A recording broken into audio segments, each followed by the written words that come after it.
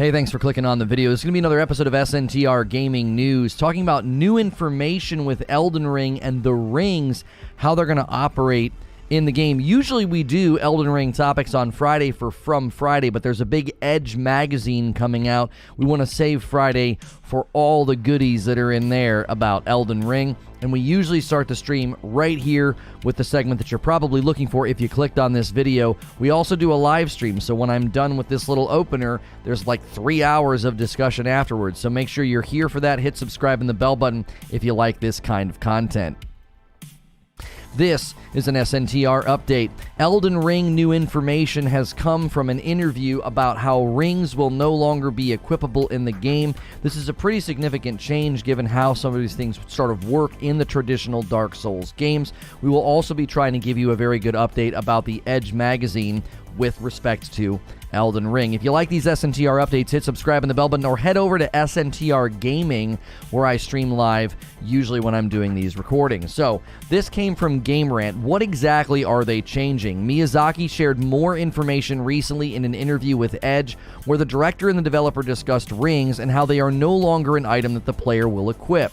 While it may seem strange initially that a game with the item in the title, Elden Ring, doesn't feature that as an accessory, Miyazaki explains that rings do not exist as physical finger rings in the game, but more as unique items that are involved in the story and unique character events.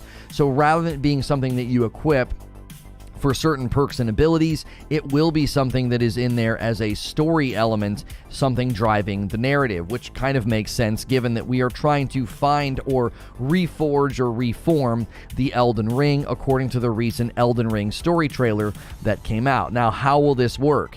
This article says instead, Elden Ring's talisman items are the new quote-unquote ring accessory and provide the same passive status condition buffs that the rings would, such as the ring in Dark Souls 3 that increased stamina regeneration by 20%, or like the red Tearstone ring that increased damage by 20% when the player's health is below. So in a similar way to the way that you could put on rings in Dark Souls, you will put on a talisman and get those benefits. So they're not removing the ability for your character to be able to sort of like, have something extra or invest in your build.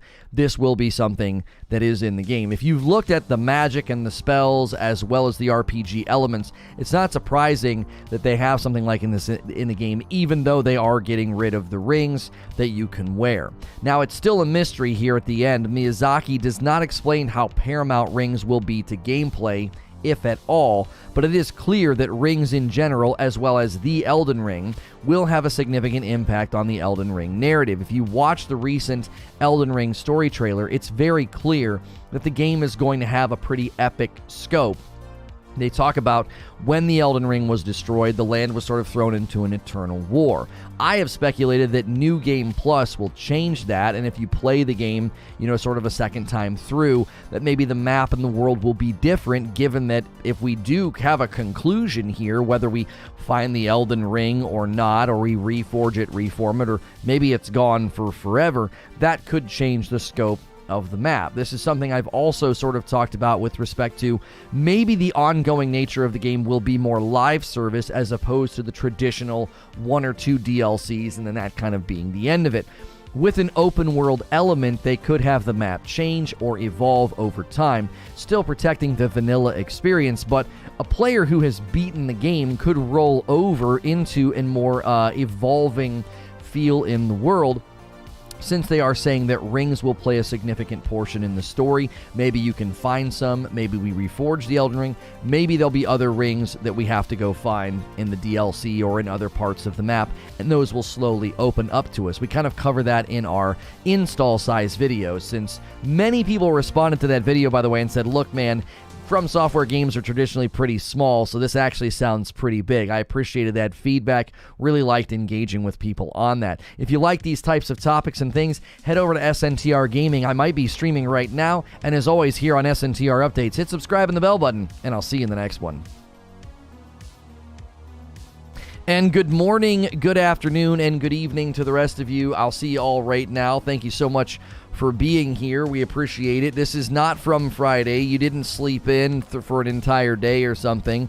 Trying not to panic, everybody. We usually save the Elden Ring topics for Friday. There is too much coming out about Elden Ring to shove everything into Friday morning. So we decided, hey, video game news is a little light right now. Let's have an Elden Ring topic on Thursday. We will have an Elden Ring topic tomorrow. Do not worry. Elden Ring new information continues to come out, and that Edge magazine, I subscribed. I've not gotten mine yet. I'm not exactly sure how that's supposed to work. There were people in other time zones that were getting it earlier, and we'll be combing over that. I'll get as much as I can from that for you guys tonight when I'm sort of formulating my outline for tomorrow. And so that should be a really, really good stream in the morning. You lore noobs, the Elden Ring isn't a physical ring. Well, it's like a crown, isn't it? It looked like it was a crown in the trailer. It's not a physical ring. They talked about the Elden Ring being destroyed, and they showed like a crown. So I wasn't sure if maybe that's what it was. Maybe it was a giant sort of ring, not a ring you wear on your hand. Stream doesn't look too 1080p today. Did you change something? It doesn't look too 1080p. What do you mean it doesn't look too 1080p? Like, you think it's under 1080p? Did you get bumped in your quality settings? That might be what's going on. Sometimes the YouTube mobile app will bump you to automatic, and when that happens, you will end up with like a lowered quality. The Kung Fu shirt brings back so much nostalgia for me. Oh, yeah, this is a classic. This is another one from 80s tees. So if you want to scoop up any of their vintage tees over there, I think I've got another one. What's the other one that I have? Oh, I think I have Excite Bike. A crown is technically a big ring, right? Maybe the real Elden Ring is the friends we made along the way. Oh, gosh. It's a representation of the circular nature of kings becoming crowned. Huh. Like low bitrate, I'm on PC. I don't know what to tell you. It's not on my end. I've not changed anything. Check your settings and make sure. Here's what happens sometimes. You'll be on auto 1080 instead of just 1080. Get off that auto 1080, because what auto 1080 will do is quality will go up and down according to your internet speed. So, good morning, Elgin Miller. How are you? Fuzzy says it's not a ring. Somebody already said that. I used to own that game until my apartment was broken into, and Kung Fu was so much fun. YouTube notifications have been inconsistent lately. Somebody said, hey, my phone remind me when the stream goes live. My phone's like, no, I don't think I will. That's right. If you're tuning in for Elden Ring new info, we combed over the fact that you will not be able to wear physical Elden Ring, like, rings. Maybe you can, but they won't do anything. They'll be talismans instead that you will use to change your stats and stuff. The way that you do in like a Dark Souls 3. Doom with the resub 4 months in a row. Happy to be here. Best gaming content by far. Thank you for that membership renewal, Doom. I appreciate it. Good morning, Tommy. Good morning, T4H Gaming and ADJC. How are you guys doing? I'm on 1080, and there's definitely something different happening today. Also on PC. What do you mean? Like, is it with the what doesn't look right? I don't understand. So if I go to this scene right here, right? If I go to this scene right here, I close that trailer. Does this down in the corner SNTR updates, does that look not clear? Because it's not. I don't think it's my camera. I think my camera looks fine. I'm in focus. Like if I put my hand forward, it's out of focus. Back here, I'm in the sweet spot. I think maybe this is the sweet spot. Maybe if I a couple inches forward might fix it. I'm on fiber internet hardline connection, auto 1080 or static 1080. Still has a bitrate thing that others have talked about. Not a complaint, just a comment. What bitrate thing though? I don't understand.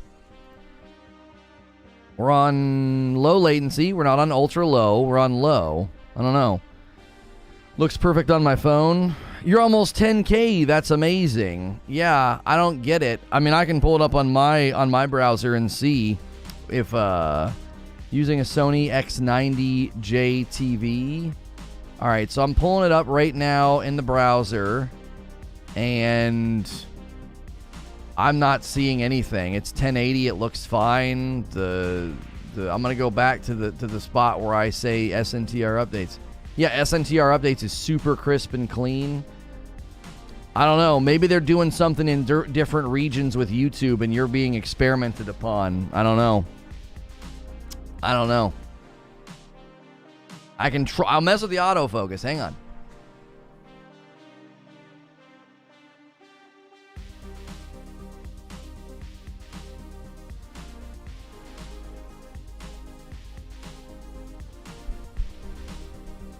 I looked just as clear in my mind. I don't know. I don't know what you're talking about. I listen to the show with my ears, not my eyes. Looks fine on my phone. I don't know. Yeah, I don't know. Nice Hyrulean shield. Thank you. Yeah, that's a good display right there. That's a good display. If you guys are tuning in for Elden Ring new info, we were fiddling with the camera there. Be sure to hit the subscribe button. Be sure to hit the like button if you're new. Lee Stills with the 5 spots says, thank you, that's sharper. Maybe I was just slightly out of focus then. That happens sometimes. I can't use autofocus because it grabs the disc plates and not me. Even when we set the focus to be like right here, it doesn't do it. It's super irritating. It might be time to shop for a new camera that's better at this, because I don't know. It's super annoying. Every day I've got to grab that. And I focus on my shirt because I can see my shirt when I'm standing there. And I focus it on this. Like, I try my best. The best time is when I put an actual disc plate in the chair and I can really tell when it gets crisp. And that's usually what I do, is I put a disc plate behind me. The t-shirt's very pixelated. Yeah, what's going on, Lono? That guy, that Kung Fu guy, doesn't look very crisp and clean. ADJC, renewing that membership. It's a blue badge for you. Welcome back. When I hear story-focused items, I think God of War 3 type items. Head of Helios to light dark areas, boots of Hermes to run across walls in certain levels, etc. Yo, what's good, Feed? I see you in the chat. Not necessarily equipable gear. Right. Oh, is the magazine, I'm seeing that, or whatever reason, some folks can't access the magazine until January 27th. So if that ends up being the case, here you go. Oh, somebody put the entire magazine. Okay, thank you. Hopefully that doesn't get, struck down. I'm going to put that in our stream articles. Thank you, Barrier. Yeah, I didn't get an email or anything about the Edge magazine thing, so I'll try to pull, really, really good stuff from it for tomorrow. If you've never been here before, every Friday is From Friday. Obviously today's Thursday, and usually on Friday we're covering Elden Ring in the morning, and then we're playing Sekiro in the afternoon. We recently, for the very first time, I played through and beat Dark Souls 3. So if you're a From Software Games fan, we do that on Fridays, but there was just too much stuff. I didn't want to pass over all this Elden Ring stuff because we knew that Friday morning we were going to be dealing with that. So YouTube chat and I are being really sus, and I don't go there. Sus with what? Sorcerer of Havoc with 8 months and a tier 2. Welcome back, Sorcerer. I appreciate that. Excited for the game. Looking forward to the lore. I know they've been making some cool posts I have been avoiding. Sure. Yeah, I guess I'm curious about that with the Edge magazine. All right, let's see here. Elden Ring new info. Do you avoid new information about a game like this? Do you avoid it? Yes or no? Are you yeah, I tend to avoid it, or no? No, I consume it all. Are you yeah, I once you know, so I do this with I've been doing this with movies. Once I know I'm going to watch something, I stop watching the trailers. I did that with Star Wars and stuff. So when it comes to a game like Elden Ring, do you reach a point where you just stop going and consuming the information? Or are you no, I know plenty, I don't want to know anymore? Or do you consume every possible thing that you can, whether it's the Elden Ring Edge magazine or YouTube videos or live streams? Obviously, I'm asking people in a live stream, so most people are going to be no, I don't avoid the information. I'm hearing your stream, you dum-dum. Of course I don't. I was saying something here, and someone over there said the same thing. Oh, yeah. They said it before you, though. They said it before you, so I don't think they were, stealing from the Discord. Is it a spoiler to read the book first? Oh, that's a good question. Yeah. Do you read the book first before going to see something? Right. I feel like all my Souls and RPG experience has been leading to this point. No, I did not watch it yet, Adam. We were a week behind, because we had relatives in town. So we watched Wheel of Time, and then we've been watching Downton together. So I was like, she didn't want to watch like two of my shows back to back. So when we were done with Wheel of Time, we dove back into Downton, and I'm fine with that because I've been enjoying watching Downton. When it comes to games I care about, like Halo or new Final Fantasy expansion, I avoid social media entirely. Right, because you want to experience it. Sure.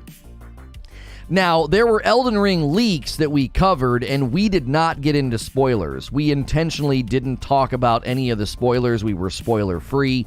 I will not do that, just so you know. So if you come here for coverage of games, we do not dive into spoilers. And if we do, I will give you fair warning. Like if for whatever reason there was something that came out and I was like, you know what, I'm gonna cover this.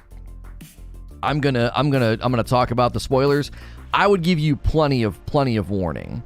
Rogue Necro coming in with a brand new membership, the first new membership of the day. Thank you so much with that. Supporting the channel directly. Enjoy the dope badge and emotes. You're dope and deserve dope stuff. I avoid campaign info, not updated on big fixes. Sure, right. You're like, I don't want to know the story, because the Elden Ring campaign will likely be very good. The most recent Elden Ring story trailer, I thought, looked very, very good. I was like, okay, this is more than just sort of, welcome home, Ashen One, really spurious. You know what I mean?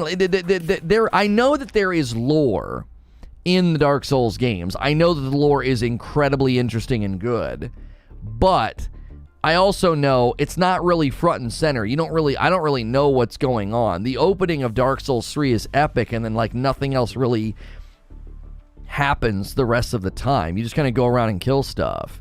And I'm sure if you take the time to read and listen, there's stuff there.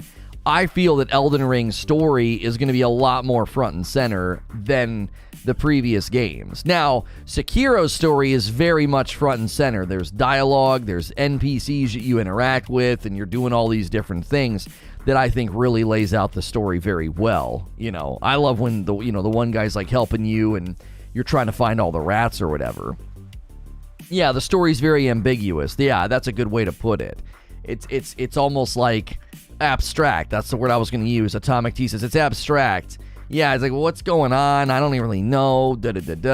I feel like Elden Ring story trailer laid out very clearly. No, this is going to be a very, very intentionally told story. They're not going to just figure it out on your own or read the lore later. We have another Necro. We do Necro. Rogue Necro is his name. And he's a member, so I mean, obviously, I'm gonna give him preferential treatment. I'm obviously kidding. I have no issue as long as there's no spoilers. I avoided the network test footage for a reason. An interview like the Edge magazine isn't really the same thing. Wabi, when they released their extensive gameplay reveal on their channel, did you watch that? The Elden Ring gameplay reveal that they did. I literally just had it up. It was the, what's it called here? It's a 20-minute video, and it's called Elden Ring Gameplay Preview. It's on the Bandai Namco Europe YouTube channel. It's probably on all the dadgum channels. Did you watch that? I mean, it's pretty extensive. It's 20 minutes long. You know what I mean? You can call me Rogue if that helps you. Okay. I feel like in Dark Souls, you're playing in a world where the story is in its final chapter. Even then, when I was playing Dark Souls 3, I didn't really understand what in the world was going on. I was just like, okay, cool, that's... I wasn't... I thought it was good. I'm not knocking it, but again, I think that when people said it was ambiguous or abstract, I think that's a really, really good description. I love the Tengu Mask guy. It's Lono's favorite character. Yeah. Sekiro. He starts telling you all this stuff. I just like the way he says Sekiro. Because I say Sekiro, and he obviously says it correctly. Sekiro. Genichiro. Genichiro was Genichiro. Genichiro was a good fight, even though I raged out. It's a good balance, though, says Caleb. Dark Souls 3 feels like you're living in a story, not spoon-fed. Well, sure, and that's something I think, it's so interesting, isn't it? Games that have really interesting lore, and then they end up with people who become very big fans of that lore, they seem to be the types of games that don't put it front and center. I wonder if it's the mystery, if it's the unknown that drives that. Do you understand what I'm saying? Like, is that what's going on? Is it like, well, there's a mystery, there's something unknown, there's something unseen, and is that driving people to go look and study, and then there's lore channels and lore, sites? Like, I'm just curious if that's what's going on. If there's this weird, delicate balance with, like, Elden Ring lore, are they going to do the same thing? Are they going to kind of dangle little things in front of you and mysterious items and things you can go read and discover? And then, in light of that, are they going to say, okay, well, now that we've done that, we're not going to tell you anymore. You're going to have to go find either, like, a wiki or, find people talking about it or whatever. I would be curious if that's how people end up, taking it. If they're like, yeah, well, I don't like it being super front and center, and if it's too front and center, then I don't want to know. I don't want to see it. I like it to be mysterious. I want to go and find different things on my own, or go find some. I want to go find it on my own. I want to go see if there's a lore website out there. We might want to have the word. Okay, so yeah, sure that Elden Ring news. Okay, cool. I was just looking incognito where we were getting ranked. I was like curious because I saw us next to this trailer, but I'm logged in. I agree with that sentiment, says Nova. Sometimes the mystery and the open-endedness of the lore is more enticing than a game that spells everything out for you. Right, because then you almost feel as if you discovered it. If I show you a sequence of scenes in Elden Ring, I'm like, yeah, here's the Elden Ring story, and I just show you like a sequence of scenes, you could be like, that was pretty epic, or that was pretty awesome, or whatever the case may be, and it might be really entertaining. But I wonder if the sense of discovery of, like, I went and found this stuff, I went and discovered it, it's cooler because you feel as if you're the one that unearthed it. Even if somebody else unearthed it, you still feel like you're part of the discovery of it, right? It's the Sauron dynamic. We never see him in the movies, just the eye. It's all we need. I rather players take months putting things together than an actual start and ending story, says Dr. Ravioli. It's a similar reason why Kojima fans love dissecting trailers and stuff, since it's fun for them. Some of the Destiny 1 and 2 characters were more interesting when they were in the Grimoire than they were fleshed out in the game. It can be a letdown when they are more prominent in the game. Right. I love when games lead you down a narrative path and then flip the entire world on its head about mid-game. Eugene says, I didn't care about the lore in Demon Souls, and I played through it multiple times and started Dark Souls 3, no interest in it either. Right. I think everybody plays and operates at a different level. Some people are just like, dude, the combat and the graphics and the world is enough for me. I don't need a mystery. I don't need lore. I don't need a book. I just want to go do all this cool stuff, I also like being able to debate about aspects of it. What method of storytelling do you prefer? Oh, wow, that's a good question. I wasn't even ready to flesh out my position on it. I land on this in a couple of different ways. So number one, if it's told really, really well, I don't have a preference here, but I really, really like, as an example, how like the Ghost of Tsushima story was told. I loved it. I thought, okay, this is super dope. This is very well done. The scenes, the characters, like every time you went and did something, there was like dialogue. And it was well written, it was well voice acted. I really liked having the Japanese voice actors. I had no problem reading the subtitles. So I really, really like that. I also really, really like Dark Souls 3 because, and this is weird to say, I know there's a mountain behind the curtain, but I don't have to go climb it if I don't want to. Does that make sense? It's interesting to see and think, oh man, if I ever felt like it, I could pull back this curtain and there's this gigantic mountain that I could go climb and I'd see all these things and there'd be all these interesting, anecdotes or side stories or backstories or whatever. And if I want to, I can go do that. I actually really like that, and I'll tell you why. Sometimes I don't want to hear a big diatribe or watch some big cutscene. I just want to go do the next thing. If you're new here, I'm notorious for not reading in games. Why? Because I'm not interested in reading. I'm interested in playing. Now, there are times where I do read because it's a game I really appreciate or enjoy, or I'm letting the game breathe. Like when I play Ghost of Tsushima, I let that game breathe. I don't step on it. I don't interrupt it. I don't do any of that, right? And I do that out of love for the game. Other games, I'm going to be like, come on, just get me to the next boss. So I don't know if I have a strong preference. I think it really depends on the game. I think action-adventure games, I really, truly do enjoy the stories and the cutscenes, because Horizon Zero Dawn, I think, was very well done, but it was more of a traditional action-adventure story game with you kind of stop and talk to some people, you've got some dialogue trees, you've got some cutscenes. The Elden Ring story trailer, to me, looked like there's going to be pretty epic cinematic moments in this game that establish like really, really big things and big themes, and not just themes, big characters. The girl's face that's on today's thumbnail, she's called something, because I think it refers to her arm being cut off. That I'm interested, like, whoa, what happened with her? Why? Who's that guy that she was fighting? What's going on here? Like, I'm interested. Why? Well, I mean, character-driven. I find character-driven stories to be really, really enjoyable. As a live streamer, you have pressure to keep the gameplay going at a good tear. Or do you play the same way with the games off stream?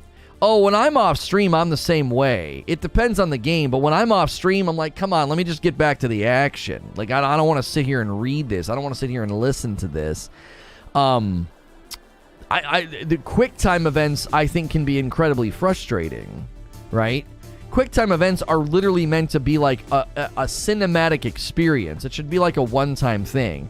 When the fail rate of a QuickTime event is possible, it's like, there were some Tomb Raider QuickTime events where you make a wrong button press or you misread something and you fall and you die. Well, that's irritating. It's just meant to be a cinematic experience. It's not particularly satisfying to button press your way through a scripted event. Does that make sense? So there are elements of storytelling I find to be annoying. I don't like where every ledge I grab, they want to give me like a moment where like my hand slips or something, I'm trying to figure out if I have a preference. I think I prefer very, very spread out cutscenes. If you were making me choose, like any game you play for the rest of your life is going to be structured this way, I would be like, spread out the cutscenes, but don't interrupt me that much. And if I want to, I can go deep dive into the lore and the story and all of that. I can go do all that later. So the Elden Ring story, I don't want my Elden Ring gameplay disrupted that much, but I wouldn't mind some good cutscenes, some good world building, some good character development, little bits and pieces here where I'm talking to people. That's okay. But you keep that mountain of lore and story, you keep that behind the curtain. I'll pull it back if I want. If not, I'm going to be moving on here. I'm going to go to the next area, Kind of like Horizon Zero Dawn. Yeah, Biomutant. My gosh, was that disruptive. East Coast Overlord with 4 months. Welcome back as a Tier 1 gaming member. 4 months of Google not liking my money. Here's to many more. Love you, Lono. Thank you, East Coast Overlord. I appreciate that. So, and the reason we're asking the question at the top of the poll there, if you're interested in Elden Ring news or, Elden Ring new info, do you get to a point where you avoid new information about a game? We've already got 260 votes. Most people are saying no. It's about a 70-30 split. They're like, no, I don't really avoid the information. Now, you might avoid spoilers, or just things that are going to ruin the experience. But generally, especially if you're here right now, you enjoy the new information. It has to be a fine balance. Like Witcher 3 had too much dialogue I just wanted to play. I felt that way when I played The Witcher 3, but I went back later and had a greater appreciation for how much dialogue they put in it. I remember I blew my lid playing The Witcher 3, where there was like an expansive dialogue tree to help this guy get his goat. And I was like, this just seems so unnecessary. It's a goat. It's a side mission, I just wanted to play, and Dark Souls lets you play first while discovering. It's perfect. It's what Halo does well. Derek says, I really love a game story that combines what happened before as well as what's going on now. It's why Majora's Mask and Twilight Princess are my favorite Zeldas, and why I love Horizon Zero Dawn. Yeah, Horizon Zero Dawn is really interesting, and I think the Elden Ring story is going to fall into a similar category of like, what in the world happened to this place before now? Because they talk about it in the Elden Ring story trailer. They talk about this war that's been going on after the Elden Ring was destroyed. Look at what happened to the world. It's just stuck in an eternal standoff. The world has been ravaged, and it's dark and scary. And you're like, my word, why did all this happen? I think that's going to be a significant element of making the game mysterious and interesting. Radical says, I'm a lover of dialogue. I'd rather have more dialogue than not enough. Well, that's because you just want to romance all the pretty ladies, Rad. I know how you tick. That's why you want dialogue. The dialogue just needs to be while you're playing, like the Cortana Chief dynamic in the OG trilogy. This guy's supposed to be a major player in the game. Yeah, that dude with the big axe and the dadgum, I don't know, lion on his back. Yeah. If you want dialogue, play Metal Gear Solid. It's literal dissertations of their dialogue. Hey now, that's true. It is true. That's how I know, because that's what I liked doing with dialogue in Mass Effect. I just wanted to romance everybody. Being able to correctly guess what went down before and then being surprised by what goes down in-game is the best. Yes, I really like that. I thought they did a great job with Lance Reddick's character in Horizon Zero Dawn. I thought they did a good job with the story and the reveal at the end. It was kind of heartwarming. I think I got a little emotional at the end of Horizon Zero Dawn. That doesn't happen often with me with games. Fett with a $10 tip. What's good, Lono? Super out of left field, but speaking of map exploration and completion, have you checked out Guild Wars 2? That game's got some serious exploration to it.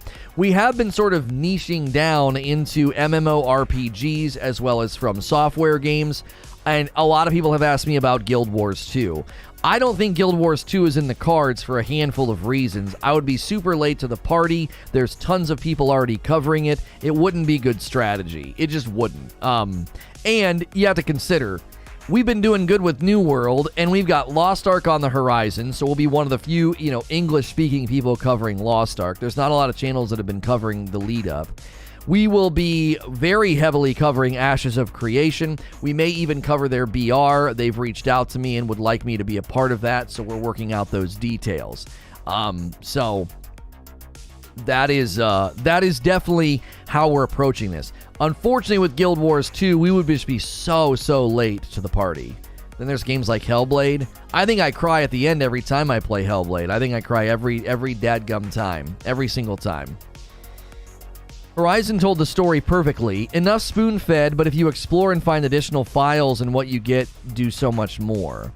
Horizon Zero Dawn was one of the few games that I would go and hit the little audio files and listen to them. Now, I don't like doing that when I'm streaming, but I do like doing that in Horizon Zero Dawn, right?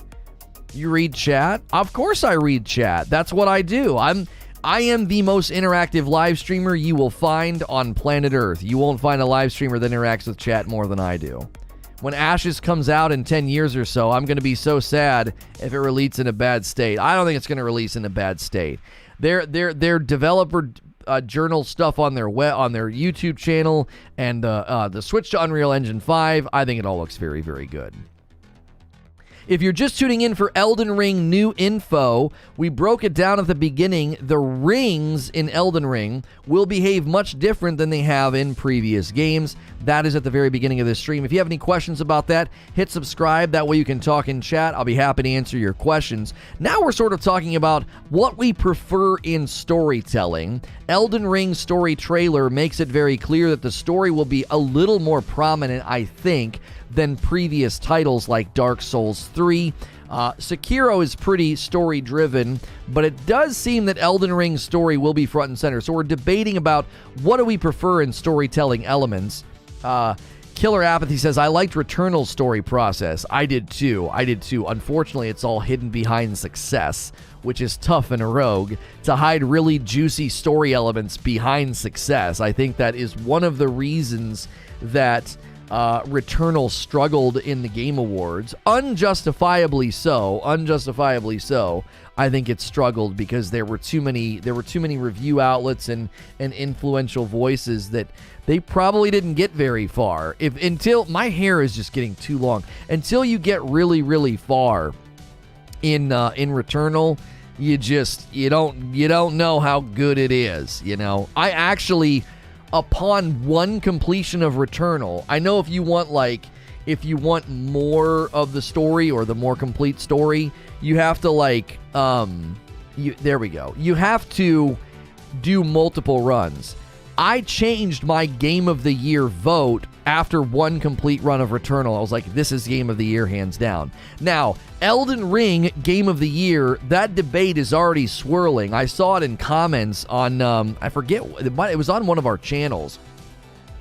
We had comments swirling about, like, we're getting ahead of ourselves and Elden Ring isn't going to win Game of the Year, or it's too early to call or too early to tell or whatever. And I don't know. From everything I've seen, I still believe that Elden Ring is the front runner next year for Game of the Year. Will Lost Ark be coming to console? African Jedi. The Lost Ark coming to console is, I think, it's not impossible. At the moment, I think it's unlikely for a variety of reasons. Their controller support is good, but it's crazy complicated, and the end game is really, really hard to use the controller. That doesn't mean it can't come to console. Somebody said their recent switch to something with DirectX could be a sign that they want to bring it to console. I don't want to dash your hopes, but I also don't want to give you false hopes. Yo, Necro coming back in and getting that badge. Enjoy the dope badge and emotes. You're dope and deserve dope stuff, Necro. Good to have you back. What's my take on how Zelda Breath of the Wild handled its story? Okay, I saw a beautiful description of Zelda Breath of the Wild that I had never considered. I'd never considered this. They said it was such a raw and honest post-apocalyptic game. And I was like, what? And they were like, the world was just so dead and silent and empty in so many spaces that was it felt accurate about what would have happened. You have all these remnants and these guardians and these shrines, and it's quiet, and you can hear the wind blowing, and there's nothing moving. It's eerie, right? When I play Breath of the Wild now with that frame of mind, I appreciate it very much. One of my biggest criticisms of Zelda the Breath of the Wild was the absence of the traditional music. I thought they should have taken all of the classic traditional Zelda score and done it with an orchestra, and it should have been playing while you were roaming. But that's not what they wanted. They wanted it to feel dead and open and quiet. They wanted it to have that feel. And when I saw that description, I thought, okay, I get it now. I kind of get it. This is what they were going for. So, Xbox has mouse and keyboard support. Do you think that makes a difference on some games of the PC playability on the new consoles? That's a good question, Victor. I don't know if enough people are going to be using mouse and keyboard support on Xbox for that to make a dent in the motivations of a developer. Does that make sense? So, sure, it's there, it's great, it's perfect for you if you want to use it, but I don't think enough people will use mouse and keyboard for a developer to say, oh, we can bring our game to the console because people can just use the mouse and keyboard, you know. I just dislike the lack of traditional dungeons and weapon breakage. It was a turnoff for me. I can have a knockdown, drag-out fight with you about why weapon breakage was fine and good. However, the lack of traditional dungeons, I'm on your team. I agree. Little Timmy with a $5 tip. Thank you so much for that. If you guys are enjoying the content this morning, do me a favor. Take that poll at the top of the chat, smash the like button, and hit subscribe so you can talk in chat. We enjoy having you here to discuss Elden Ring new info about the rings. They're not equipable. Why are they not equipable? There's talismans instead. There's an Elden Ring Edge magazine article coming today sometime. We'll be covering that tomorrow morning. So every Friday is From Friday on this channel, where we cover a From Friday topic, a From Software topic in the morning, and then we're working our way through Sekiro for the very first time. I recently beat Dark Souls 3 for the very first time, so if you're interested in Elden Ring gameplay or From Software games, this channel is a great place for you to at least be here on Fridays. Now, all throughout the week, we cover a variety of gaming topics. This afternoon, we'll be talking about Halo Infinite store items, and are they too expensive? We're talking about that this afternoon, so don't jump ahead. Weapon breaking was pointless. It literally got to carry hundreds of each weapon. I hate you. I hate you, Eugene. I remember that day. I remember that debate. It was hurting my brain. It was absolutely hurting my brain. A lot of old games that were great just don't play. Just don't play well. Is that what you meant to say? I enjoyed Breath of the Wild, but it's actually my least favorite Zelda. Most people think I'm crazy. I don't think a lot of people would think you're crazy for that take. It's my favorite Zelda. It's my favorite Zelda, but I would understand somebody picking the either Ocarina or Link to the Past or Majora's. That's usually where people land. They either land on Ocarina, Link to the Past, or Majora's. That's usually where they land. Lono could probably argue me into the ground, still hated weapon breakage. I'm not going to convince you to like it, RT. I defend it as a design choice. I'm not going to try and convince you to like it. I didn't like it initially either. That's what's so funny, right? That's what's so funny. Yo, what's good, Big Punk? I didn't like it initially, so I'm not going to try and convince you to like it. It definitely, I'll tell you something right now. Weapons breaking down and needing repaired, it's hard to like that in a game. It is. It's very difficult to like that. Like in Dying Light, it drove me crazy. I was like, come on, quit breaking, you know? I don't know how popular or unpopular this is, but my personal favorite Legend of Zelda game was Wind Waker. Rogue, I was going to say Wind Waker. I was. Ocarina, Link to the Past, Majora's Mask, and a lot of people throw in Wind Waker. I think Wind Waker would be in the top 5 if you pulled the Zelda community. It would land in top 5 or top 4. It commonly is selected. I think Ocarina would win. I think Ocarina of Time would win. If you pulled enough of the community, most people would pick Ocarina. If you took a game like Majora and only updated it to run open world without loading areas, it would feel great by today's standards. I didn't like Majora's Mask. I really, really liked Ocarina of Time, though. If you're new and you've hit subscribe, feel free to chime in the chat. We love to meet new people. If you're a fan of From Software games, every Friday is From Friday. We jumped the gun today, though, because I was like, that Edge magazine article is going to, that's going to take up our Friday morning. So that's what we're talking about tomorrow. It's Ocarina, not Ocarana. It's Ocarina. Ocarina of Time. That's how I've always said it. That's how I've always heard people say it. The Ocarina of Time. Ocarina? I've never heard anybody say Ocarina of Time. No one likes Skyward? No, it's not the Macarena. Hey, Ocarina. Did you get the Q&A about rings? Yes. Yeah, I quoted that in my opener, Paul. I quoted that in my opener. That'll also be in the SNTR update. 3D graphics made it lame? Toby, what game was made lame by 3D graphics? Uncle John says no one likes Skyward Sword. I think a lot of people pick Skyward Sword, Uncle John. I do. I actually think that one commonly gets picked in the Zelda rundowns. I don't think it gets ignored. I don't think so.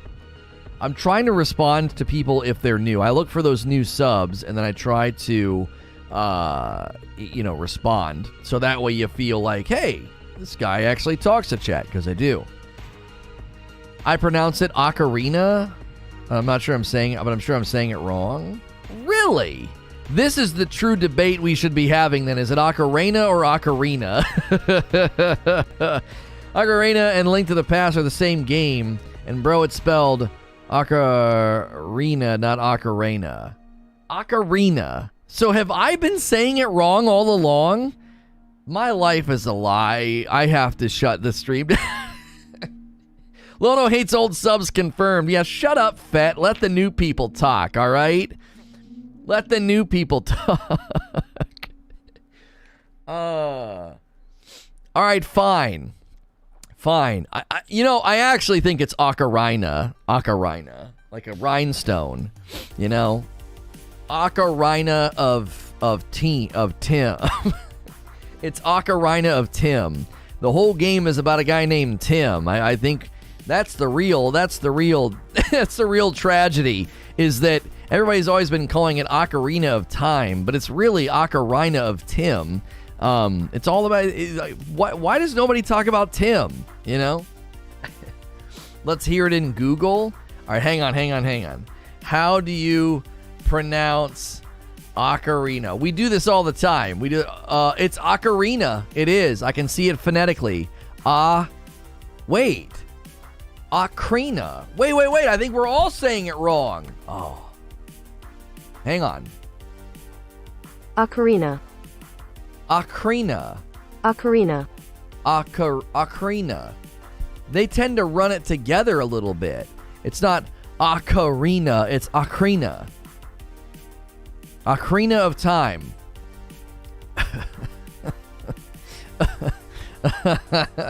This is, everybody's tuning in for like Elden Ring coverage. And they're like, what the frick are these guys talking about? Yeah. So, listen, that's what you need to go back and do, is you need to go back and play it and try and find the character Tim. And let that really adjust your playthrough. What if I told you Ocarina? Ocarina. Yeah, that was really what was missing from that game. Where's the arena? It's supposed to be Ocarina of Time. Where was the arena in that game? I don't understand. It's the worst Legend of Zelda ever. They promote it as having an arena, and there's not one dang arena in the whole game. Anything is better than it rhyming with... Well, at least I had a pronunciation reason then. Ocarina. Oh, man. I believe it's truly pronounced. The Last Jedi is the best Star Wars movie ever. I can't believe this man is messing with the pronunciation of a national treasure. Shut it down. I think one of my favorite things to do, I wish I could do it and not break character. I want to play like a really beloved game and just butcher everything about it. Be like, oh man, so many people love this game. Let's go play this game, and just be a total troll the entire time. Thanks guys for tuning in. We're playing we're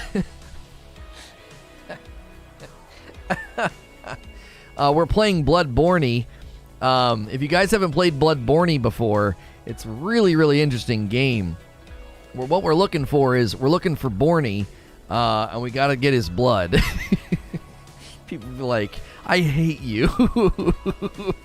I hate you. You mean how you were with Dark Souls 3? Oh yeah, what, like during the cutscene? Oh, during the cutscene, bro, I was totally I was cheesing and saying stuff. People were like, I hate you, Lono. Listen, if something is sacred for you, I will mock it. I'm fair warning you, it will receive mockery. If it's sacred, I just trash all over it, man. It's Mystery Science Theater. It's in my blood. I can't do it. Jason Bourne. Borny, baby. Bloodborne. What do you mean? You don't pronounce the E? You're supposed to pronounce the E. Bloodborne. Oh, golly. That'd be so funny. I can't wait to get my very own Bloodborne. Jesus Christ, that's Bloodborne.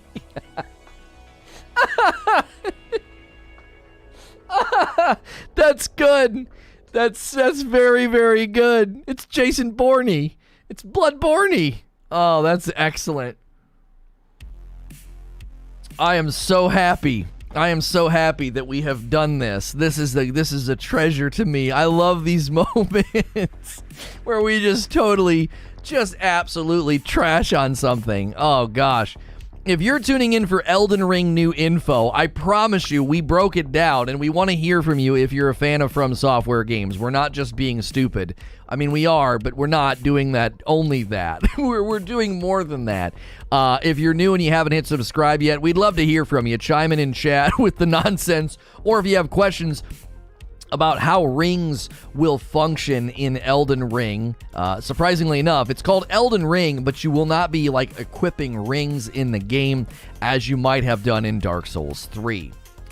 The way you read Ocarina means you should have been saying tiny the whole time.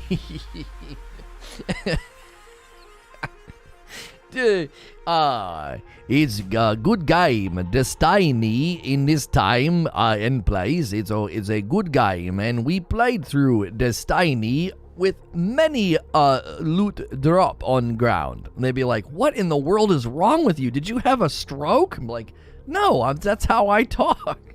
Today on SNTR, we're playing a Nintendo. Zelda's gonna get the Master Sword.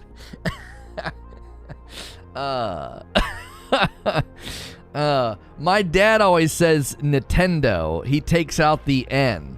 He never said Nintendo. He'd always say Nintendo, you know. And my uncle once said Mario. And my little cousin, oh man, he was so brutal. He's grown now, but when he was a little boy, he was brutal and intelligent. A terrible combination for a young man.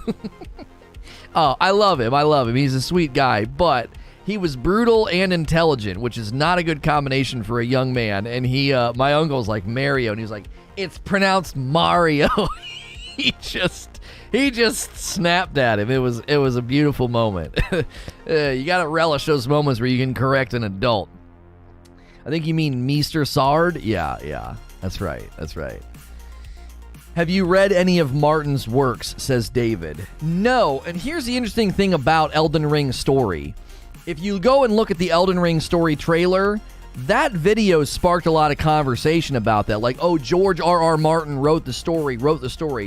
That is actually, from everything we've read and researched on this, the Elden Ring story was not written by George R.R. Martin. He set the world up and big themes, but the From Software writers wrote the story of Elden Ring. So when you're going through Elden Ring gameplay and you're having these really cool moments or really great, narrative elements or script, moments, it wasn't written by him. That's something that keeps getting kind of lost in the shuffle here. A lot of people think oh, he wrote the story. Well, no, that's not true. He didn't. He wrote the mythos. That's right. He's setting up the big themes and what it's going to be about. He didn't actually write it. So if he wrote it, it would never be finished. Yeah. Or the ending would be terrible. That freaking television show will be memed on for forever. Didn't they cancel the spinoff that they were doing with Matt Smith, or was that was something else that got canceled? The book's probably the best fantasy I've ever read. More fun than Tolkien or Pullman. Have you read through Wheel of Time? Wheel of Time's excellent. Derek, I saw you say that you couldn't get into Wheel of Time because of the rip-off first book. The first book is meant to be an homage to The Lord of the Rings, but after about, 6 chapters, it's no longer a parallel to The Lord of the Rings. It's very intentional to have like this opening with a dark rider and these guys that have to leave their hometown with the mysterious person or whatever. After that, it's never similar to Lord of the Rings, like, at all. It's like 14 books, and the world, the rules of the world, the lore, the characters, the backstory, like when you start to learn about the Ogiers and the Builders and all this, it is not at all like Lord of the Rings. Like, sure, your first 5 or 6 chapters of The Dragon Reborn is intentionally analogous to Lord of the Rings. He did that on purpose as like a hat tip to Tolkien. But after that, it is his own story at every level. So I strongly encourage people to read Wheel of Time. It's excellent fantasy. It's very, very. I know, but it tracks so much with Fellowship, down to having 3 short friends with similar names. That was intentional. He literally did that intentionally. And again, halfway through that book, I wouldn't even say halfway. Once you get past about 25% of that book, it is not like it at all. Like, everything that happens, the lore, the cities they find, the people they interact with, oh golly, no. It is so much its own story. It is very, very good. I've been enjoying the show immensely. They did a very good job jamming everything into the first season. I thought they did a very, very good job. I'm about to start Civil War here. Tolkien versus Martin.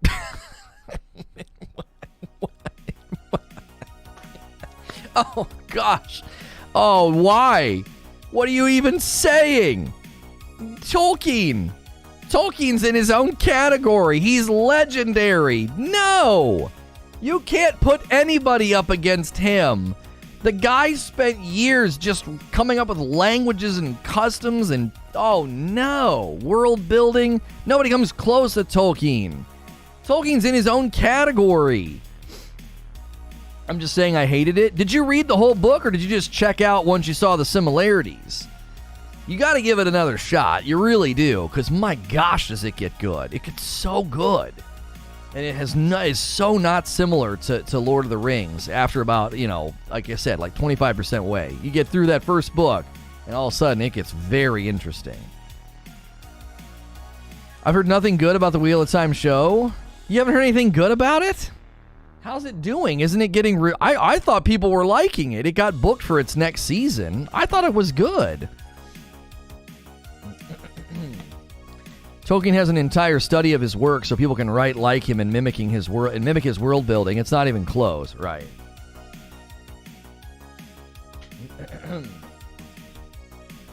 Nobody but J.R.R. Tolkien is going to give you hundreds of pages about food and elven poetry. Non-book readers like it. Love the books, like the show. Yeah, I love the books and I like the show. That's how I would say it as well, Nerd Mother. I don't like how strong they're emphasizing romance angles, but they kind of have to. So much was internal and unspoken in the books. So much was internal. It's getting a fair rating. 82 from the critics and 67 from the audience. 67 from the audience is close enough to 70 for me to say that's good. Anytime you have something based on a book, it's gonna be. I know Lord of the Rings is like the magnum opus of like taking book to movie, and it probably did very well on Rotten Tomatoes, but I don't know, they stood to not get treated very well given it's based on books. That makes it very difficult, I think, to get good reviews. Wheel of Time's on Amazon. As someone who has never read the books, the Amazon show just came off as super cheesy and very slow to start. Glad everyone else is enjoying it, but I can't get into it. I think you got to get past the second episode. The first episode is extremely fast. It's like boom, boom, boom, boom, boom. Like, what in the world just happened? Second episode's pretty good, and then it just from there on, it's great. It's really, really great. Fans say the Witcher TV show is good too, and it is not.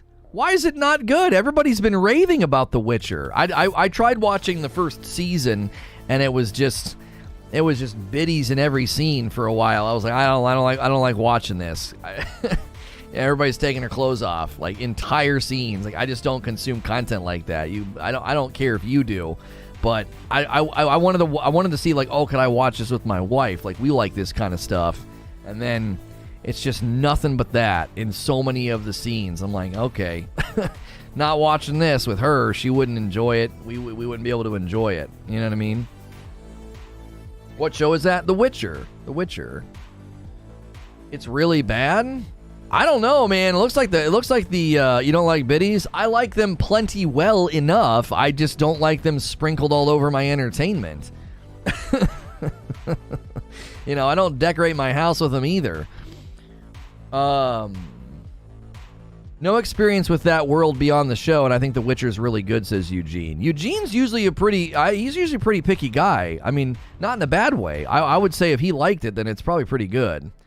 Check out Station 11. I think you would like it. What is Station 11? I feel like I've heard of this. Station 11. 2014 novel by Emily St. John. It takes place in the Great Lakes region. And after a fictional... Okay. Oh, okay. Oh, this is going to hit close to home. So it's got a 7 out of 10 on IMDb. I'm not recognizing any of the actors, which always makes me excited. I always like when shows don't have anybody recognizable. I watched The Witcher for Cavill. He's great. Yeah, I like him too. Your kids like Encanto? Yeah, my kids are getting the Encanto toys for, periodically when we had relatives in town and they like McDonald's. So we went to McDonald's a couple of times and they got the Happy Meal stuff.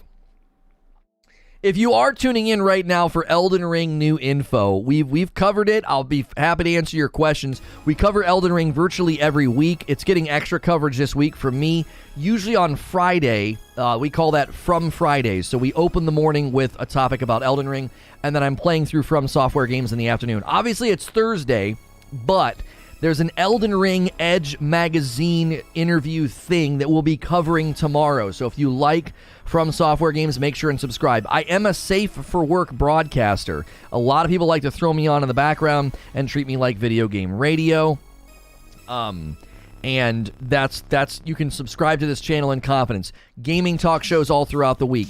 This week has been so stellar for variety. Let me give you a rundown of things we've talked about this week. It has been so amazing to cover so many different things. We talked about Lost Ark and the big updates coming for next year.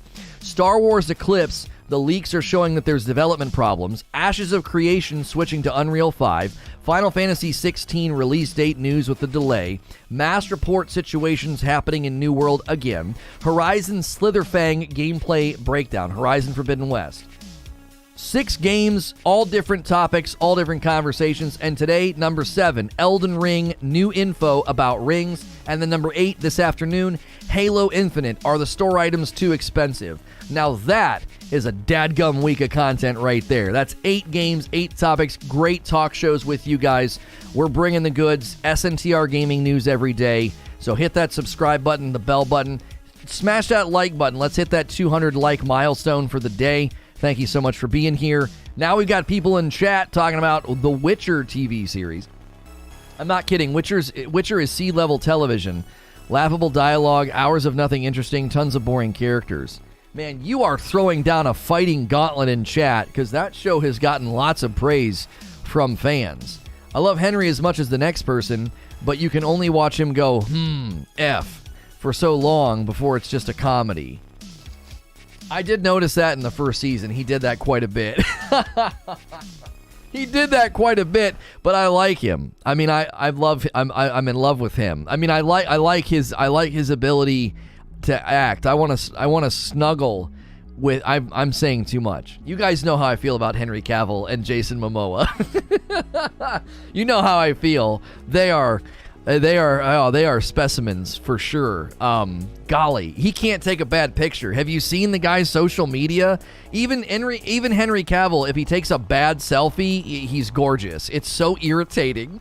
He like takes a bad dad-like selfie, like this, you know? He takes a bad selfie, and I'm like, oh, stop it. Stop it, you gorgeous man. It's like a ball cap on, trying to take a picture of something behind him. I'm like, if I could look that good when I dress up. The Witcher from Rotten Tomatoes has a 68% from the reviewers and a 91% from the audience. I don't know, Derek, you're in the minority here. I'm not pulling fallacy of the group, but judging art, we have to consider what the audience thinks. And the audience is giving Witcher Season 1 a 91%. So you're in a minority here, thinking it's bad, you know? It sounds like someone didn't realize the first season was showing two intersecting storylines at different points in time. The non-linear nature of Season 1 did cause a lot of confusion. I remember people saying that. Henry Cavill is gorgeous. You don't have to say no homo. You're allowed to talk about a guy being absolutely stunning. Goodness gracious. I'm married with 2 children, and I would hug him a little too long and smell him. I'm comfortable talking about how attractive these men are. It doesn't bother me. You know what I mean? Somebody sent me a T-shirt. Heartless sent me a T-shirt. It was Jason Momoa's little spoon. Because I would happily be his little spoon. Whenever critics rate it low and the audience is in the 90s, that's usually pretty telling for me. I'm the same way, Arch Enigma. I'm the same way. If the reviewers are like, yeah, it's like a 60 or a 70, and the audience is like 80s and 90s, I'm like, well, that's a dadgum good movie for sure. Every time. I liked The Witcher, the Season 1, when I watched it. I liked it. I thought it was good, but I just... when there's that level of adult content, I don't consume it. I'm like, I don't want to watch this. I want to be able to sit down and watch it with my wife, you know? And we just don't enjoy content like that. We were enjoying, dadgummit, Jack Ryan. We were enjoying Jack Ryan because John Krasinski, is that his name? I always mess up his last name. Jim from The Office. John Krasinski was great. I thought he was excellent. I was like, oh, they're really going to bring him into a great character arc as Jack Ryan. And all of a sudden, they started putting that stuff in there. I was like, I don't want to see all this. And apparently, it's not really present in the rest of the show, so we may go back to it. A friend sent me this. What is that? Season 2, A Grain of Truth 6, and then 2s and 3s the rest of the season? What's going on there? It looks like Season 2 isn't faring well with the audience. Yeah, Season 1 did very well, but Season 2 is not doing as well. Just imagine them being in there, Henry and Jason being a team. You'd probably faint. Yeah, it's a bit much. It's a bit much when Jason Momoa and Gal Gadot are on the same screen together. It's a bit much. It's like, oh, golly. All your insecurities just come pouring out. They're just so beautiful. It's like, it's too much. This is too much. I don't know how you act with those individuals. How do you get in a movie with them and not just find yourself utterly distracted the entire dadgum time? Is Jack Ryan supposed to be like Jack Reacher? Jack Ryan is a character in Hunt for Red October, Patriot Games, Clear and Present Danger, and Tom Clancy. It's a Tom Clancy character. There's the one with Ben Affleck. It's like a bomb's gonna go off or something. And Ben Affleck plays Jack Ryan. So Jack Ryan's a long-time Tom Clancy character. And they did a show. How many seasons did it end up with? Jack Ryan seasons. How many seasons did it end up with? What just happened? Jack Ryan seasons. What's going on here? Is my internet is Google dead? Not yeah, Google's having an issue. Lono talking about a man crush. There you go. I'll retweet that. Yeah, I can't search for it. Sum of All Fears. Thank you. Sum of All Fears. It's on season 2 right now. Okay. One thing I have to agree, alongside Shivering Isles, Blood and Wine expansion changed how I look at video game DLCs. A lot of people don't know this about The Witcher 3. A lot of people don't know this. It was a self-published game. And how do they self-publish it? Does anybody in chat know? Because it's extremely interesting. And that game is hailed as like the paragon of how to treat your community in your game and your DLC. And a lot of people miss the fact that game was self-published by CD Projekt Red, and where did the money come from? Huh? Government funding, that's right. They got a grant from the dadgum government. So they weren't answering to some publisher or deadlines or like sales projections and ROI. It was funded by the government. It's like such an anomaly. How many games do that? How many? Come on. It's so weird. And listen, I'm not knocking it down as an example, but it's so difficult for other games to do what they did with The Witcher 3. Jesus didn't help support the game, Zubair. My gosh. That's a different game. That's a different game. I just want to touch on your live service stream I watched yesterday. You're new to the Soul series, so it's understandable. From isn't going to treat this game as a live service. I appreciate what you're saying. I don't feel like you're being condescending. You're like, oh, you're the new guy on the block. However, let me push back a little bit on what you're saying. They said in interviews that they want to experiment with live service. So it's entirely possible that when they take their first crack at an open world game, that's when they test out some of those ideas. Now, hang with me here.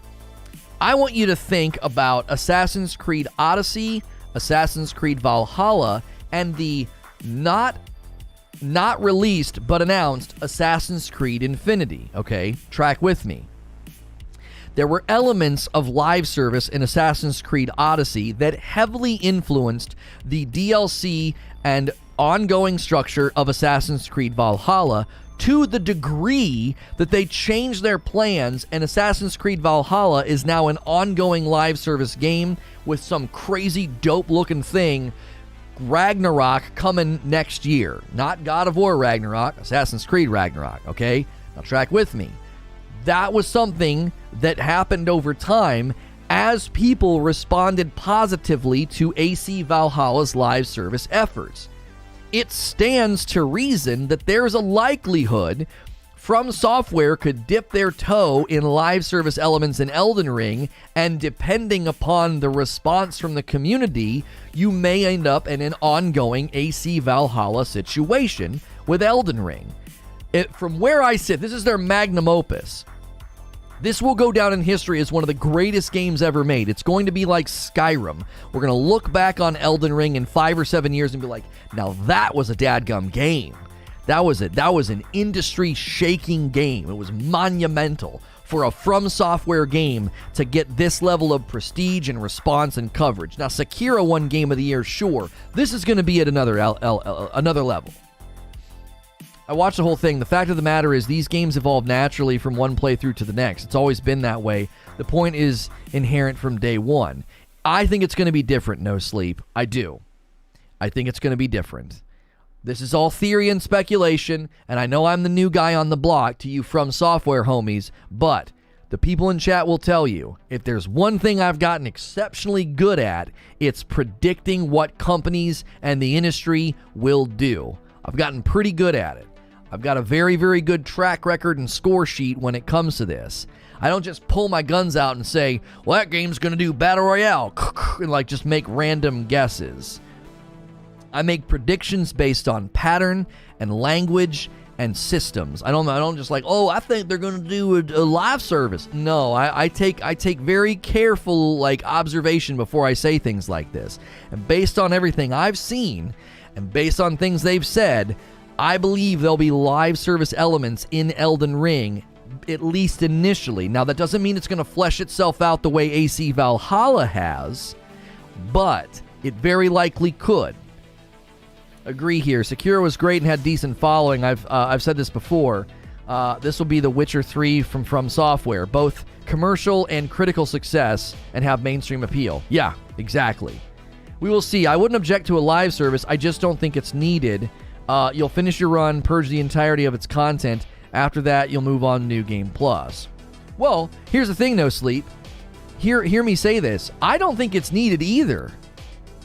I don't think it's needed. Don't hear me making this prediction and being like, it's needed, or this is how you have to contextualize From Software games in the modern era. I'm not saying that at all. No.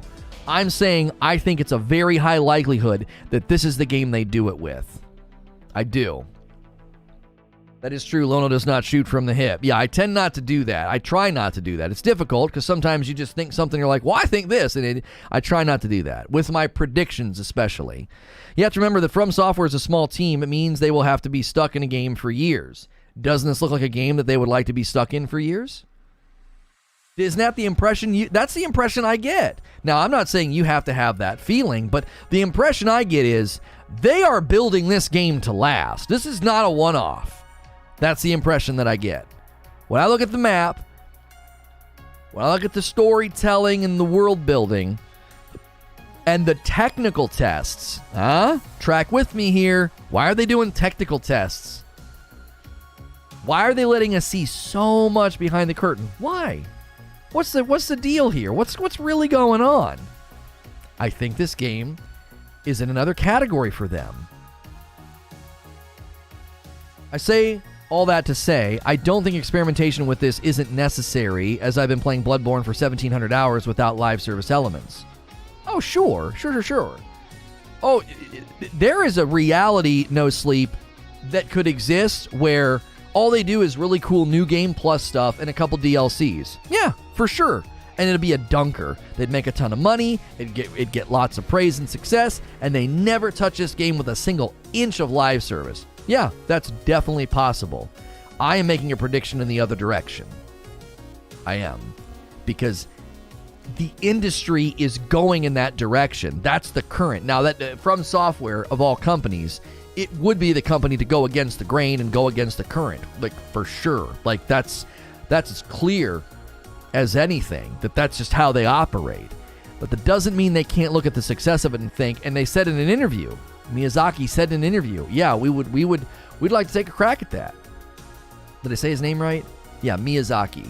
Miyazaki said in an interview that they see themselves doing that one day. And maybe he was talking in the distant future. Maybe they're going to pull the AC Odyssey thing. Assassin's Creed Odyssey kind of sprinkled in some live service stuff, which heavily influenced their structure and plan for AC Valhalla. So maybe Elden Ring, they do a couple of things, and then that's kind of it. And then their next game is live service oriented, right? No, it's not Friday. There's an Elden Ring Edge magazine article that we're going to be covering tomorrow, and the article is either not out yet or region locked or whatever. So I didn't want to hold my breath hoping I'd get my article in time to cover it. So we're going to cover that tomorrow. Today we covered Elden Ring new info about rings and how they're going to function in the game, and now we've talked about a lot of different stuff. How we prefer story elements to be told, how we prefer, certain games. Derek in chat said The Witcher's terrible. I guess he watched it with the blindfold on. I'm just kidding. Chat was going after him. And now we're talking about No Sleep's come in and said, hey, I watched your video about live service, and I just don't think they're going to do it. And he or she, they are making really good arguments, I think. I think they're being very fair. I enjoy a good sparring partner, and you've been one. We will have expansions for sure. I just don't think it'll be a live service unless they change their entire model. In Souls, you don't get to grind bosses unless you're helping others. No Sleep, did you hear my theory about how they would treat New Game Plus? Did you hear my theory about that? I'll give you a Cliff's Notes just in case. Given the Elden Ring story trailer, okay, given that lore, that the world has been stuck in this endless war, I feel the ending will bring about we have found, reforged, or done something with the Elden Ring, which will change that endless war, which would then change that world. The open world would be dramatically different. And if you do New Game Plus, you would play a version of Elden Ring that would be evolving and sort of ongoing. the map's changing, the world's changing, the war's not happening anymore. Maybe some new guy comes onto the scene because you've done this thing and he's trying to get the Elden Ring. Maybe there's new sections on the map that you have to go unlock and fight, right? That's what I think they might do. That's where the live service elements would show up. I can't see having an open world game locked in an endless war, and that's related to what we're doing, and what we do doesn't do anything to impact that. That would be really odd. Like, yeah, we gotta find the Elden Ring, and this world is just stuck in endless stalemate war. And we get to the end, they're like, thanks so much for doing that, and then nothing changes. That would be, to me, that would feel strange. I think that would be strange. I don't think it's the story elements they've outlined don't necessitate what I'm saying, but you could certainly see how, well, what do you mean? We're going to get all the way to the end and the land is still going to be in endless war? That doesn't make any sense. If we reforge or form or we find the Elden Ring, you know what I mean? Look at Assassin's Creed series now. Not worth anyone's time, money. Immersion-breaking cash shops. Boring open world. Almost no challenge. Next is NFTs and AC, no thanks. Well, I'm not going to entertain what you said at the end here because we don't know if that's coming, but everything you said on the front end is provably false. Assassin's Creed Valhalla is doing very well. It's been well received. People are engaging with it. They're supporting it. You don't think that you think, let me phrase it this way. You think that AC Valhalla completely changed their content delivery structure and they got this big Ragnarok thing planned for next year. You think they're doing that and nobody's supporting the game and it's trash? What are you basing that off of? The fact that you don't like it? Sure, I can tell that. But other than that, where's your data? Where's your information? I think as far as I can tell, if I consider myself a very light industry analyst, analyst, if I'm analyzing the industry, I'm like, AC Valhalla's doing fine. It's bloated. That's not what he said. He didn't say it was bloated. He said it's not worth time and money, and it's immersion breaking. It's boring. And there's no challenge, and okay, doesn't mean that it seems to be doing just fine. No Sleep says, New Game Plus will change things for sure. I can't say what that change will represent, but it very well could be a very different experience. I just think you'll start anew in New Game Plus. This game will be huge. Well, let's see.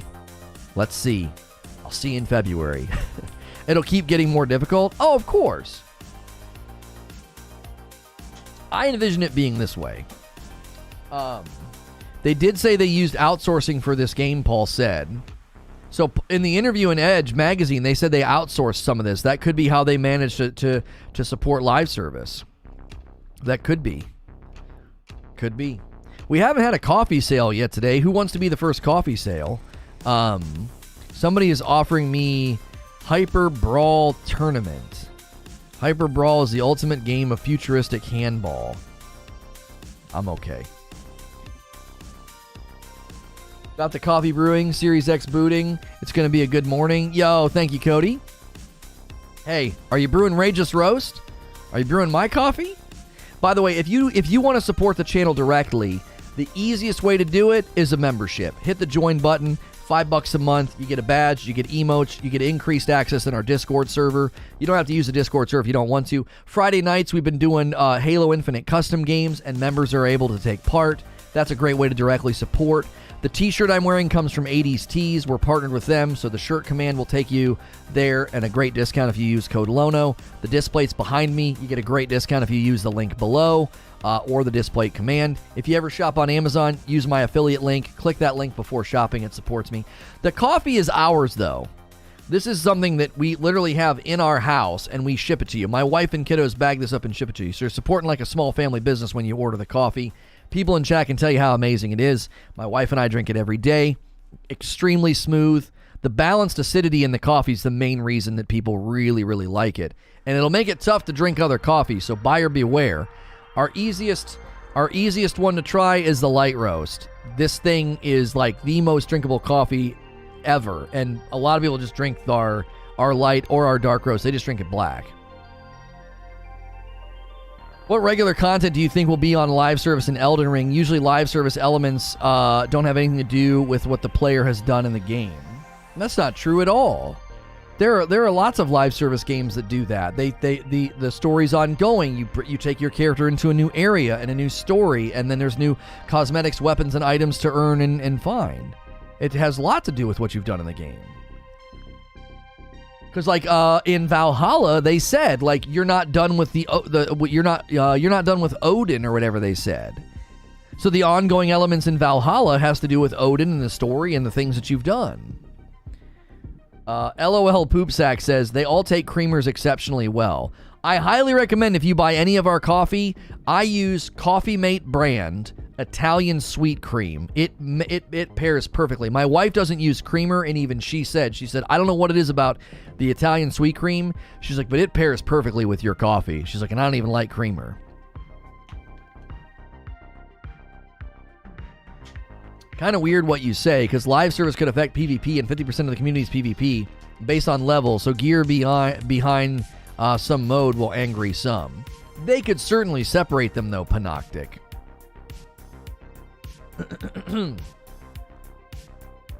It just was talked as the ultimate game of all time. They're doing better than good. What are you guys talking about? Yeah, they're doing as good, if not better, than anyone out there at the moment, says Eugene. What game are you guys talking about here? Souls is the fastest series to reach 30 million in sales, has had multiple Game of the Year awards, and Elden Ring has been the most anticipated game for 2 years in a row. How is that obscure? Oh, we got another person saying it's niche. It's niche or obscure. Right. If you're just tuning in, we're talking Elden Ring new info about the rings, how they'll work. There's an Elden Ring Edge magazine interview that we will be covering tomorrow. If you're new and haven't hit subscribe yet, do so. Subscribing to the channel is free, and you can subscribe in confidence. I'll be in your sub feed all week doing live video game talk shows like this, and I am safe for work. So a lot of people hit subscribe. They tune in every day. They throw me on in the background like video game radio. Any more thoughts on selling whole bean? We can't do it, Demins, because we have to buy in bulk, and I have to buy all of it whole bean or all of it ground, and they're grandfathering us in. We're at a lower minimum order rate than they require now. Like when I get 550 bags, 550 of these showing up, that's not even an order tier anymore, because they're so popular and so in demand.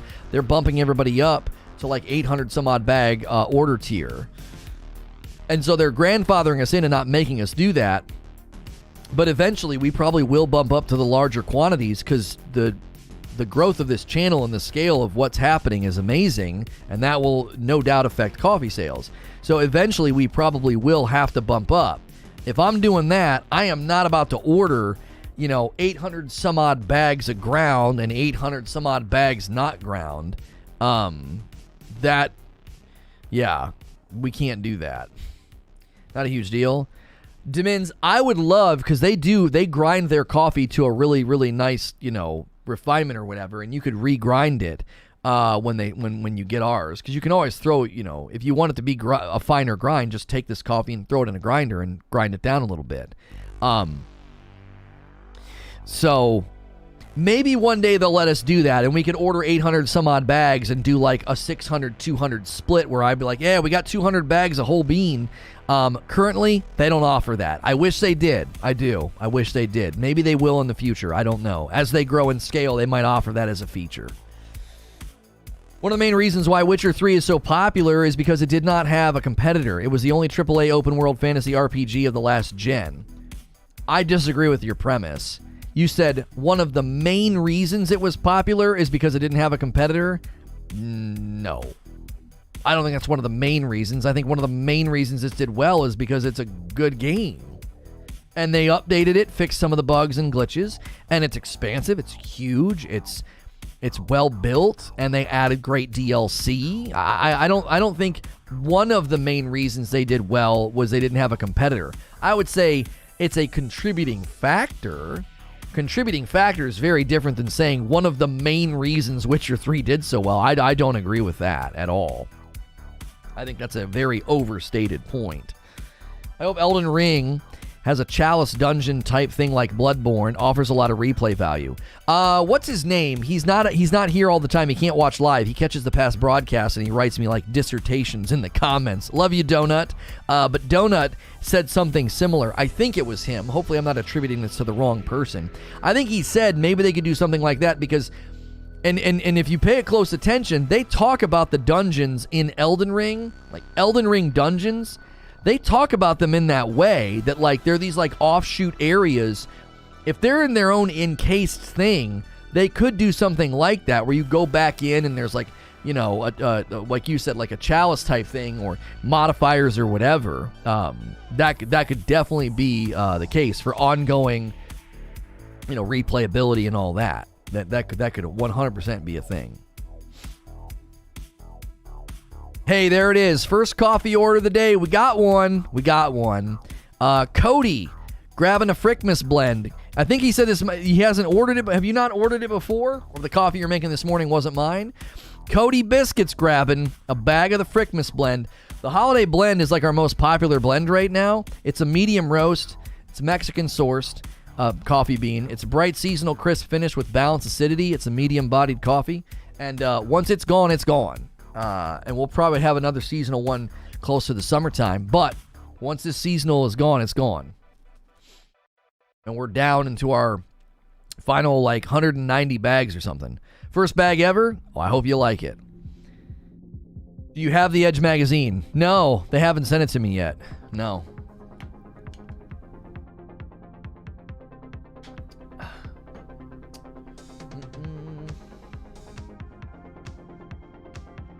Baker says, can confirm the Frickmas is amazing. Yeah, the word Frickmas comes from the fact that I say like, what the frick? And some 1 year somebody said Merry Frickmas, in which it just kind of stuck. We didn't do a Merry Frickmas special this year though. That was kind of a bummer. Balanced acidity and perfect for melting. Yeah. The balanced acidity is the main reason people really like our coffee. I'm fair warning you, if you try this, you're going to have a hard time drinking other coffee. The balanced acidity, my wife told me, she went to get something the other day from one of her favorite coffee places. She's like, it doesn't taste the same. She's like, I'm too used to your coffee. It's like ruined other coffee for her, so be careful. No, we don't have decaf. Not yet. My wife came up with a great name if we do decaf. Hey, somebody ordered some coffee. My man 80JC getting 2 dark roasts and a Frickmas. That's my man right there. Thank you, 80JC.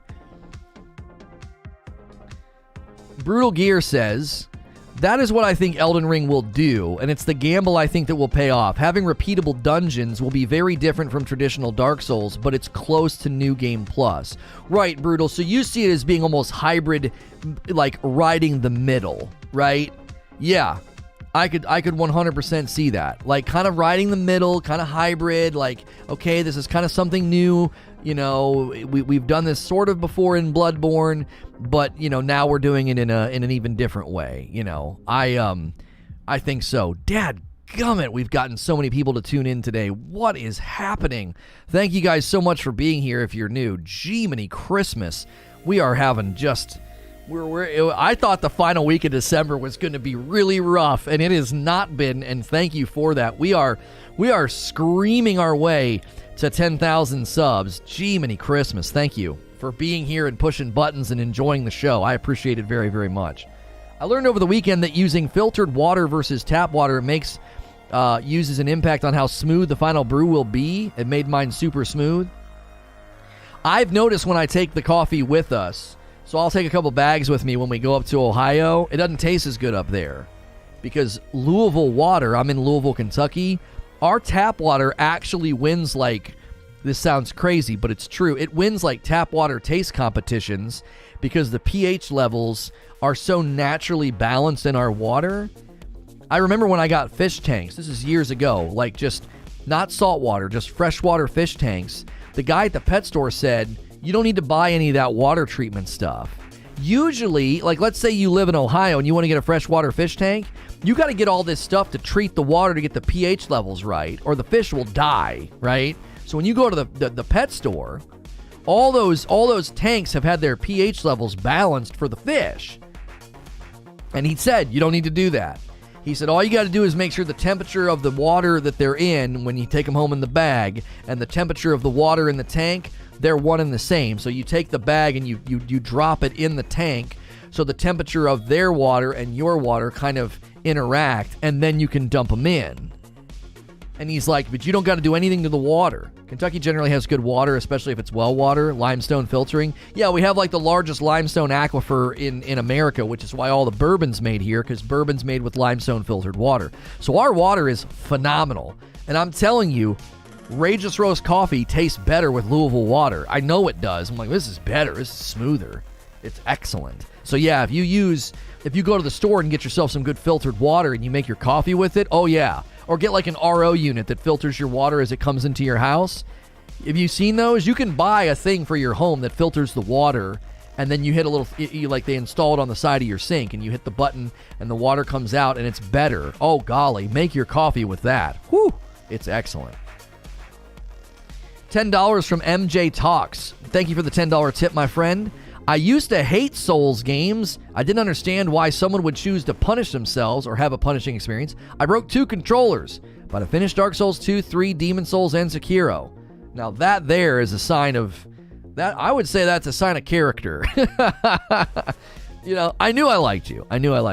To break some controllers, but to dive back in and then end up beating them all, that's a sign of character right there.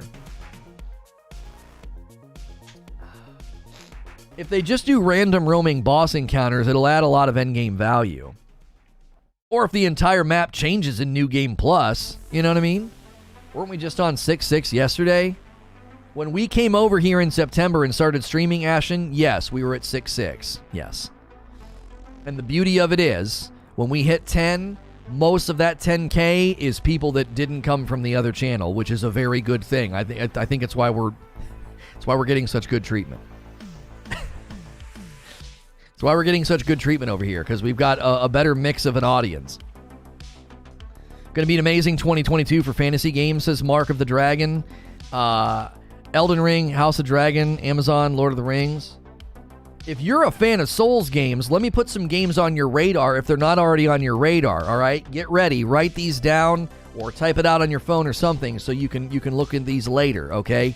Number 1. Wu Chang Fallen Feathers. You're going to want to take a look at that game. Black Myth Wukong, which is being built in Unreal 5, and it just looks, just amazing.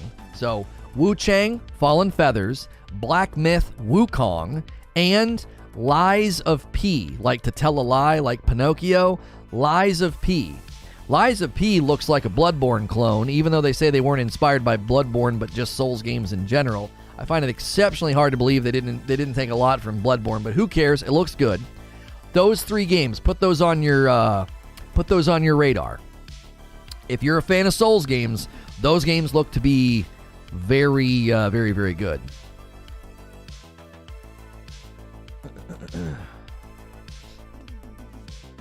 I got one of those for our house. They work well for showering and drinking water. California water is horrible. Yeah, well, I mean, California's its own breed of horrible, isn't it? Black Myth, do you think it'll come out in 2022? No, I don't think so. Black Myth Wukong might come out late next year, 2022. I put that game mid to late 2023, because they're building it in Unreal 5, and they've shown very, very small snippets of gameplay. So I don't think so. Lies of P looks dope. Hopefully there is a nose-growing mechanic.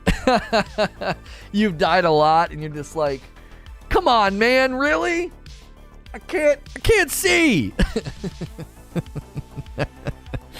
Oh, man.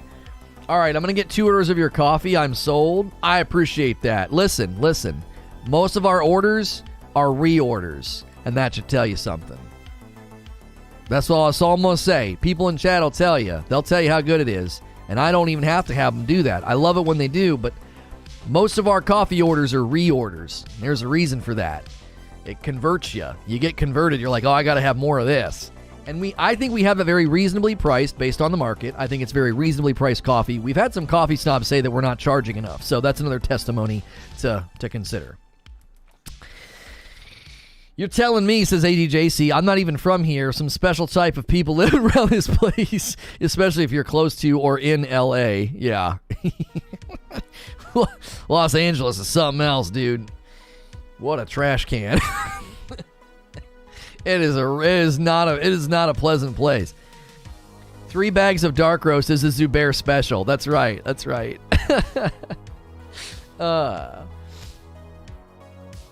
Ooh, come on now.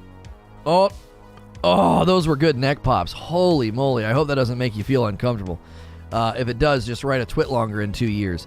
We need 40 more likes for 300 like milestone. Thank you so much for everybody who's smashed the like button or the sub button. Welcome on in. If you're a fan of From Software games, make sure you're here on Fridays as well. We call it From Friday. Tomorrow we'll be breaking down elements of the Elden Ring Edge magazine, and we'll be working our way through more of Sekiro. Check your email. But did you order more, ADJC?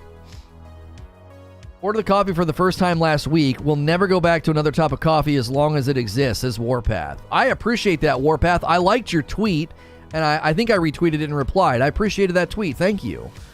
Are you guys actually? Is that debate still raging in the chat? You guys are debating. I'm not talking about those. I'm not talking about these newfangled trinkets. That's what it stands for, by the way. Newfangled trinkets. I'm not talking about that.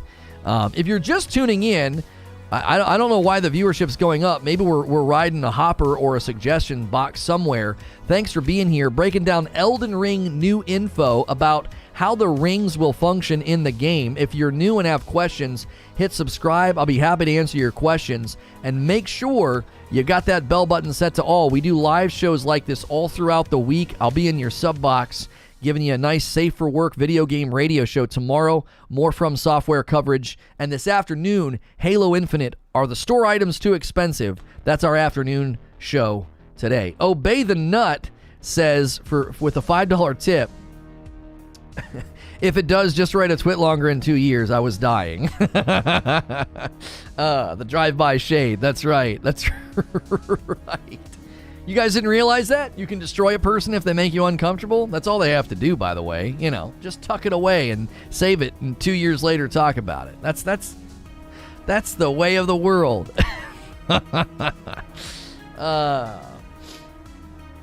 You mean it stands for New Forsaken Trailer? Yeah, that's it.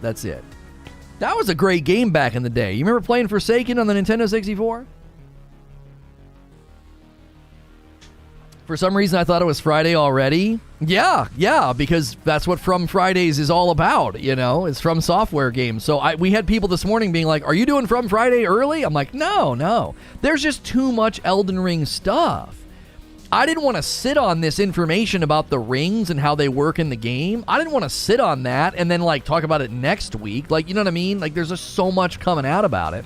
And we asked you at the top of the chat if you want to take our poll. We don't quite have 1,000 votes yet. We usually get about 1,000 votes. Elden Ring new info. Do you avoid new information about a game like this?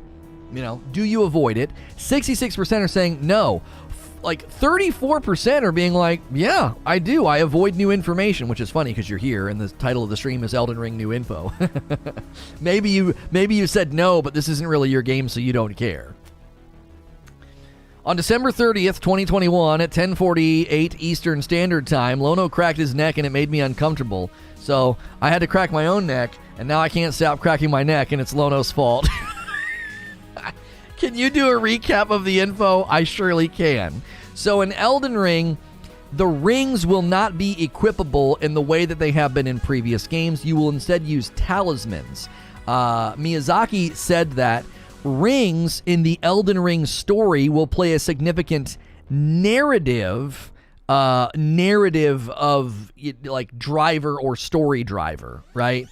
So there'll be more about that, which I think lends itself to the name of the game, right? Elden Ring. So it's going to be like, oh, these certain rings are going to be story driven or whatever. So you're not going to be like getting rings and equipping them and getting like extra health or whatever like you did in Dark Souls 3. You know.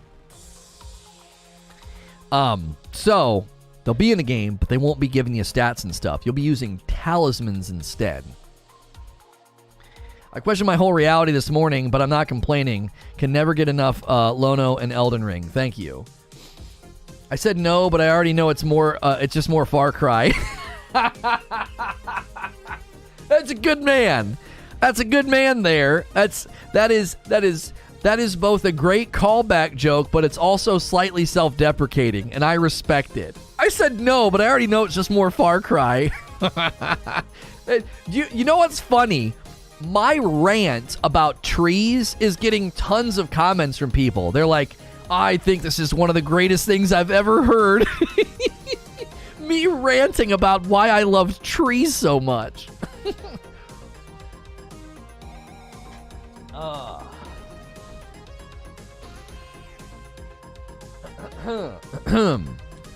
Nice throwback. That was excellent. Lono, christening my new French press with Frickmas, so smooth. Oh, yeah. That's the way to do it. I said no, but I enjoy watching your show every night. It's causing me trauma. There we go. That's another ticking twit longer, 2 years from now, I'm going to hear about it. What has been your favorite Elden Ring concept so far? It is all of the armor differences and the weapon arts. That's been my favorite thing that I've seen. And the boss fights that they've shown us haven't been in a dadgum closet. They've been like really big open arenas. I hope that that's pretty common. That's one of my least favorite things in Dark Souls 3 is, here, fight this salad shooter in a dadgum closet. You know what I mean? Lono the Tree Rant, please watch Roxanne. It's the last time I've ever heard a passionate tree talk. You would appreciate it. Oh, really? I've never seen that. Honestly, the Far Cry games get a bad rap, and all I can think is, you know exactly what you're getting. Shut up and enjoy it for what it is. I tend to agree with you. If you're tuning in and you're enjoying the show, thank you so much for being here. We love to hear from new folks, so remember, if you hit subscribe, it's free, and you can talk in chat. We've had a lot of new folks chiming in today about Elden Ring. What's your method of storytelling preference? We debated that this morning. You guys can chime in right now. What's your sort of, favorite thing that they've revealed about Elden Ring in the lead up to the launch with the tech test, the gameplay? There's the Elden Ring gameplay preview on their channel. There's the Elden Ring story trailer that recently was revealed at the Game Awards for 2021.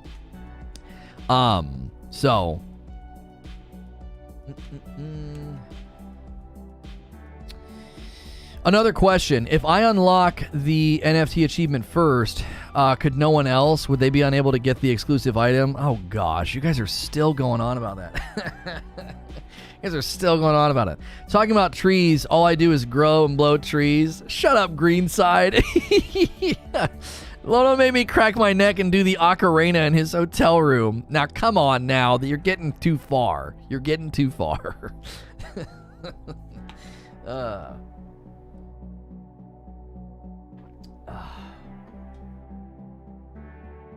I can't believe you guys are still debating it. I can't believe you're still debating it. I like to see people using that coffee command in chat, though. It makes me feel good. Oh, look at you go. Look at that sub count go, baby. Oh, 10K is within reach. 10,000 subs is within reach. Honestly, if you can't play as this dude, I'm going to be bummed. I'm not even good at From games, or play most of them, but this guy looks hype. I got bad news for you. I think that's a boss. Is that a boss? I don't know. I saw someone describe crypto as Mary Kay for young men, and now I'm dying. I'm not diving into those waters. I don't know enough to comment. I really, really don't. I don't. But whenever somebody has to convince me something is really, really good, and I can't see it, if I can't see it painfully obvious on my own, I'm always a little suspicious.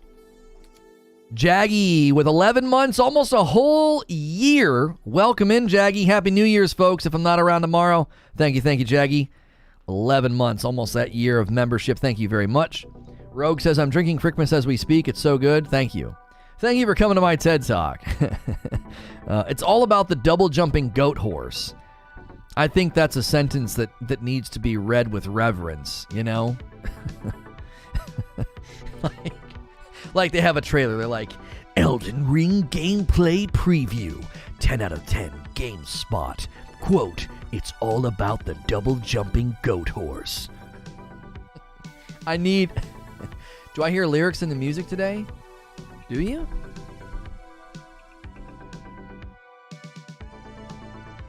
I don't think so. Moonbeams by Harris Heller? Just synthwave, I think. I think so. Is there a deal for multiples of coffee? Say it with conviction. Right. Dennis, we don't do a deal if you do multiples, but if you're going to buy 2 bags, you're better off buying 3. The shipping, 1 bag, the shipping is nice because it's just a first class bag.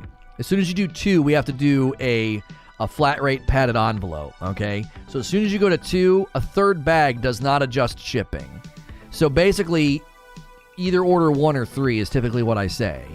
If you go beyond 3, you're getting a box, so it's like it's even more expensive. So if you go beyond 3, just stock up and do like 6 or something silly, right? But we don't have any kind of bundles or anything like that.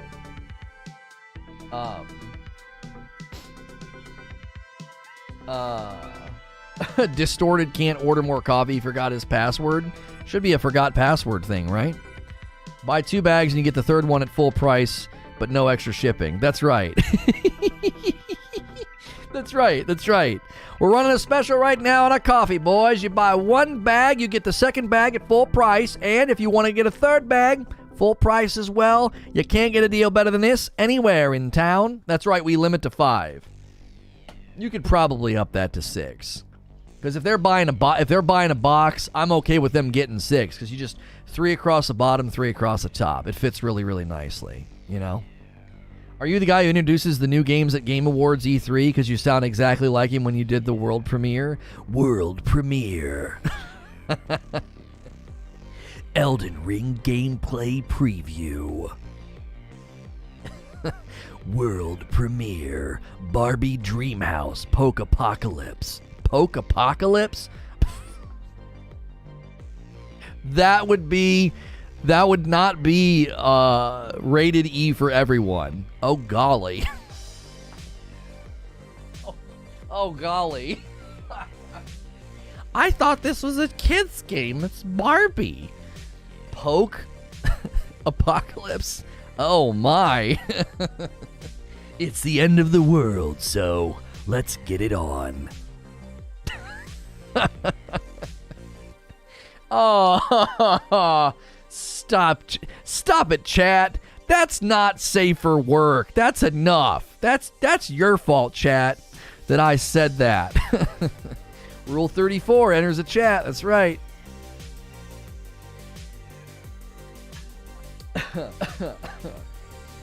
In a world where Barbie must find Ken and another Ken. And canceled. Grand opening, grand closing. Oh, Jiminy. Voice acting, bro, I keep telling you. I know people think I should get into voice acting because I can do lots of different voices, but you need a voice acting coach, you need an agent. It's not that easy. It's not. I do all kind of voices for my kids when I read Redwall, and I know I could do it. I could probably do book readings, but you need like an agent. I don't have time for that. You know what I mean? I just don't. My kids ask me to do different voices sometimes for the books. And they're like, no, that's not a good voice. Do like a creepy voice, you know? Do a creepy voice. Ashton asks a question. The biggest issue with Dark Souls 3 to me was the fact that magic and miracles needed to waste 2 to 3 ring slots just to make their spells viable. Will that be the same in Elden Ring, you feel? Based on interviews, no, I don't think so. I think Elden Ring magic builds will be a lot easier from everything I've read. Yeah. You don't need a coach, you were born to do that? I know that I'm gifted in vocal work, but again, I would need an agent. I had an agent a time ago. I need another one. I do. I told Creature our plan for 2022 is just to become undeniable. I'll probably have agencies knocking on my door end of next year. I think so. maybe before that. With our plans and our goals and what we have, what we want to do with our other channel, yeah, I think we'll be just fine. Your kids are your coaches. Could they be your agent too? Well, agents find you the work, right? Yang Ye moved to LA to pursue voice acting on top of his usual YouTube content. I don't remember if he had an agent or a coach. Not sure how that works. You really need an agent because the agent's going to find you the work. Because what the agent will do is they'll put together like a talent sample and your rates and everything else, and they'll send it to places. Like, hey, we need a voice actor for a commercial, you know?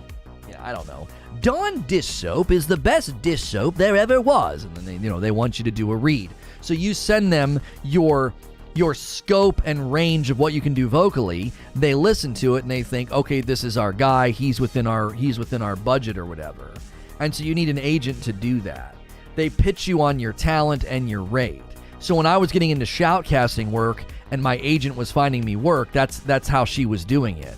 She actually switched from it was Abrams, and they're now A3, which they actually represent big Hollywood stars, because the recent Hollywood star that's been like accused of a bunch of terrible stuff, A3 dropped him. That was my agency, A3. They're pretty big, and they were trying to get into new media and esports. It wasn't going that well for them, and my agent was a rock star. She's been featured in Business Insider. She's like one of the most successful agents out there, especially she's a black woman, so she's like way high on the rankings comparatively, because usually in the agency world it's pretty competitive, and she's done an amazing job. She's an absolute rock star. She was switching to an agency that was getting big into esports and organizations and esports teams, and she was bringing me with her because she knew she was like, you're a rock star, you're coming with me, because she could have left me. She didn't need to bring me along, but she was going to bring me with her.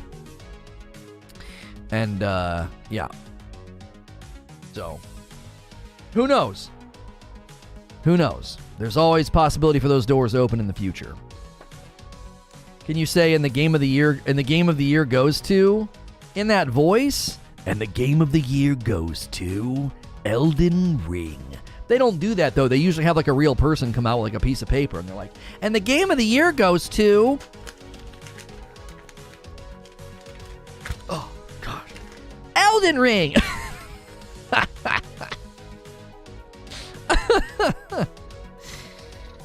That sounds super encouraging. Well, yeah, if I was still with her, it'd be great. If I was still with her, it'd be great. It'd be great. Unfortunately, she represents people in the Destiny community, so that bridge is burnt to the ground. It's all right. It's all right. We purged 10 to 12 million worth of views off the other channel. It's all Destiny content. You want to know why? Because I don't friggin' need ya. That's why. I don't need ya.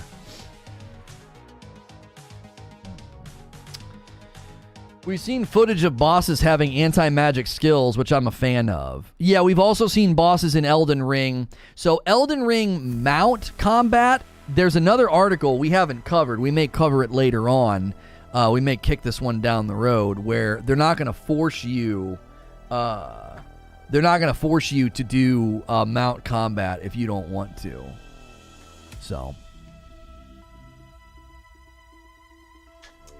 when did you purge that? About a day ago. Yeah. We're showing. We're showing that we either have giant cojones or we're crazy. Maybe it's a blend of both. But we've we've already seen some good results from doing it over there. So we're very, very hopeful. The XQC video from yesterday, it did very, very well, and we think that that's one of the reasons is we cleaned the channel up. How close are you to finishing Sekiro? I couldn't tell you. I just beat the big ape, the headless monkey, the headless ape. Well, he's not headless when you go in, but he's headless when you leave. So that's where I am right now. What is that? That's about halfway, isn't it?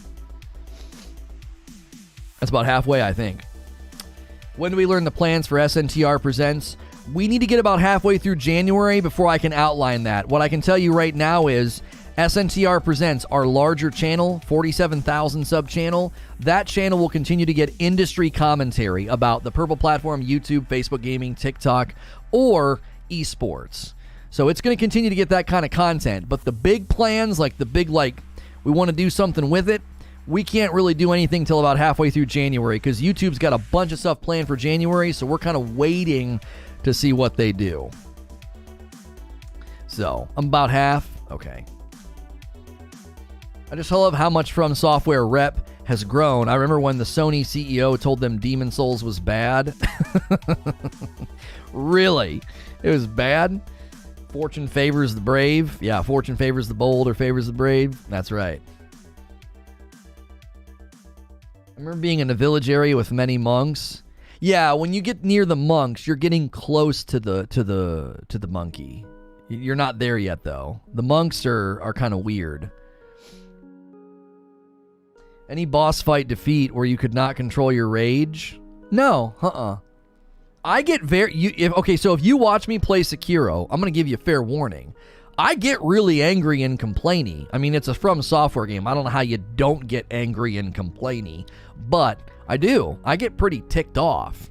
The most angry I think I got, the most defeated I think I got was Genichiro. I got the most annoyed with him because everybody talked him up and I whooped him. I was like, this guy's a joke. I whooped the tar out of him. And then he had his second phase. And I got annoyed because I progressed very quickly against Genichiro, and then he had his second phase. I'm like, quit doing this. Don't establish death blows above their health bar and be like, haha, just kidding, Madam Butterfly, Genichiro, Headless Ape. I've just accepted that's what the game does now. Like when I killed the ape, I almost killed the ape my first try. I was playing hit and run, which is a little cheesy way to play him, but I almost got him my first try. I made one dumb error at the end. He had no health left. I thought I had another resurrect, and I didn't, right? And so, I knew it was coming, though. I was like, this isn't the fight. I will say this. The ape, his second phase is superior to the first phase. The second phase is so superior, so much better. First phase, I think, is sloppy. I think there's sloppiness in it. I think the tracking and the hit detection of his poo bombs, I think, is sloppy. I think his false baits when you're supposed to try to damage him, I don't like that. I love the second phase of the ape. I think it's excellent. I think the movement and the cues and the attacks are very, very good. But I don't like the opening phase of that fight. I think it's dumb. Now, when you play it aggressive, it's pretty good. Right? Did you use your spear tool in his second phase? I don't have a spear tool, do I?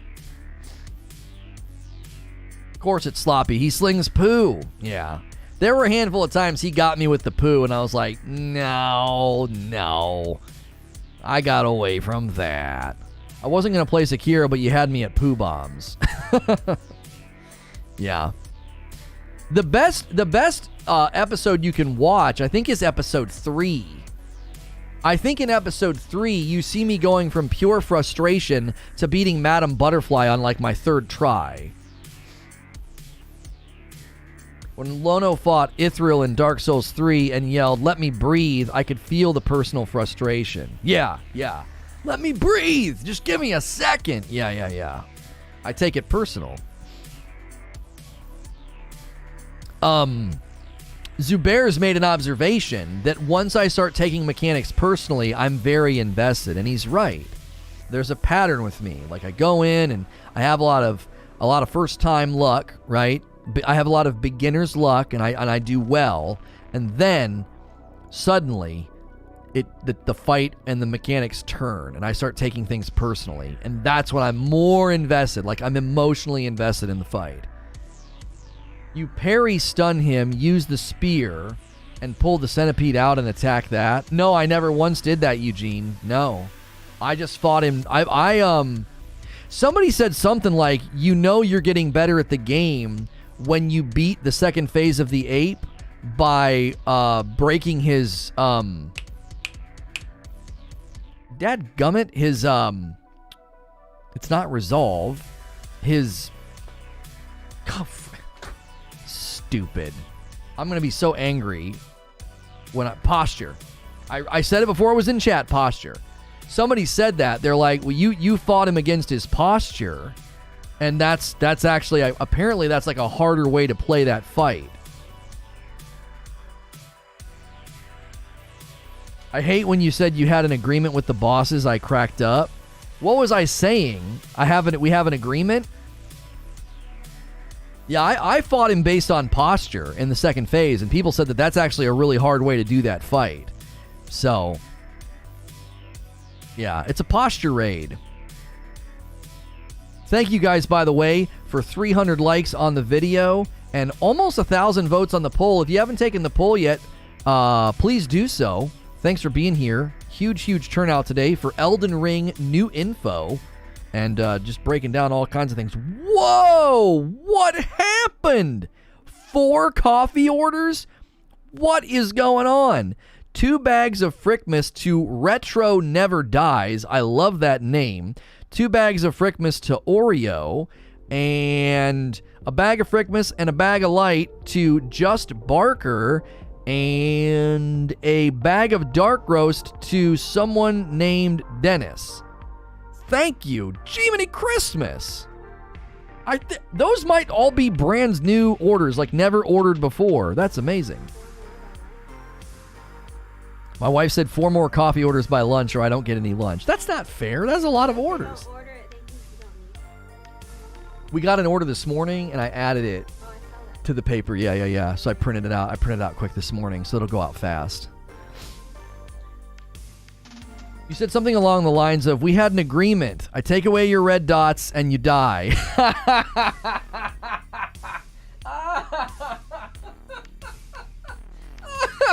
Oh, I meant love. It was along the lines of, yeah, Ashton said the same thing. We had an agreement. You have dots. I empty them. You die. It's true. It's true. We had an agreement. We had a binding verbal agreement. Oh my gosh. Only thing I don't like about Neo games is that the damage output number is being displayed like that. Oh, I've not played that one. USPS sucks. Actually, USPS has been very reliable for us, but we're in Louisville. We're a great hub for distribution. At least Sekiro bosses aren't throwing their placentas at you. What the frick does that mean? The monkey literally poops in his hand and throws it at you. And then it's almost like he gets grumpy. He's like, is there any more left? And there's like, no. Shared a tweet. Hey, sir, I know you and Ash Chris were buddies. Everything went down. Her does content creation. He's also a very good writer. Thought you might find his recent blog post about Returnal interesting. Okay, so Dylan says, Returnal was game of the year for so many people in 2021, myself included, but what a game did for me goes beyond just as a game. I worked incredibly hard on this article and would appreciate if you took... Yeah, I'll tell you what. I'll give you a retweet without even reading it. Like, retweet. Do you want to read the article first? No. No, I'm going to retweet it, because if he's arguing that it's game of the year, then it's the game of the dadgum year. Returnal's game of the year. It is. Objectively.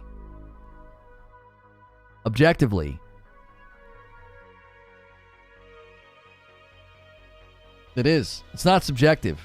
If you don't think, if you don't agree, you're wrong. If you don't agree, you're wrong.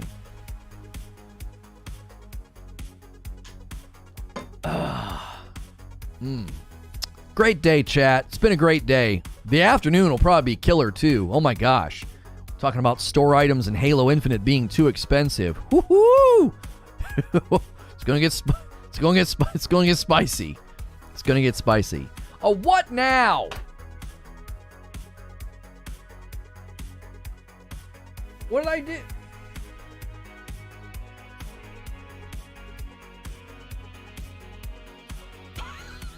I put the paper in upside down.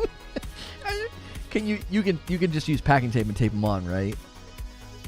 We can't reprint those. Just cut them and use packing tape. No.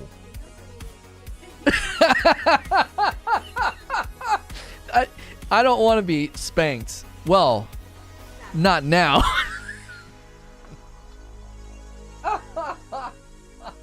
Do the coffee bags have a roast date? No, they do not. I printed the labels. I can't show you the labels because people's addresses are on them. I printed the labels on the back of the label paper. She came in and she was like, listen, if you don't want to print coffee labels, then just say so. I've done it like, I have not done it like twice. I've done it like 4 times. Maybe 4 or 5 times. A 25% fail rate. Jiminy Christmas. Who are you? Keeping track. Just cut them. I wanted to feel it. I want to feel it. Funny that it printed well on, oh, the wax paper's underneath the stickers. Never mind. I was thinking the back was like waxy. I was like, it printed well on like that waxy paper. Collector's items for those labels. Yeah. It's a fact about Returnal. I'm behind. It's okay. This felt like a blast of cold air. What is happening? Is there a demon in here or a ghost? Hello? Is there a dead person down here? Why did I just get a blast of cold air? The AC's not running. I think there might be a dead person, like a ghost is haunting my office. Okay.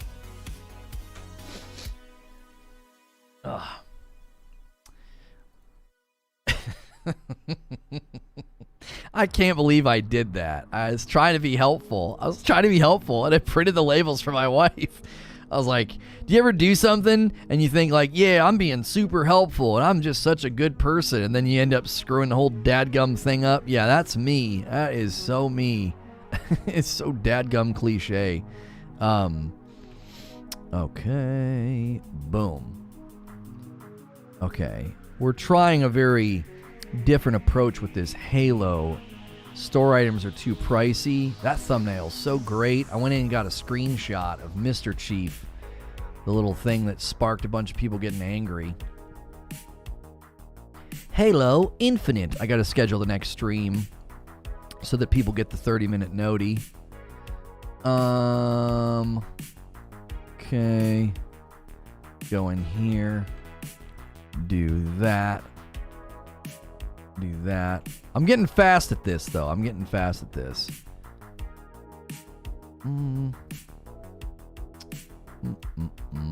Any duration. You can be subbed for any duration. And then they just need to give us the ability to redirect to any dadgum video on YouTube. That's the next thing we need. They've already laid the groundwork. They just have to put the rest of it in. $2 for the color blue. Yep.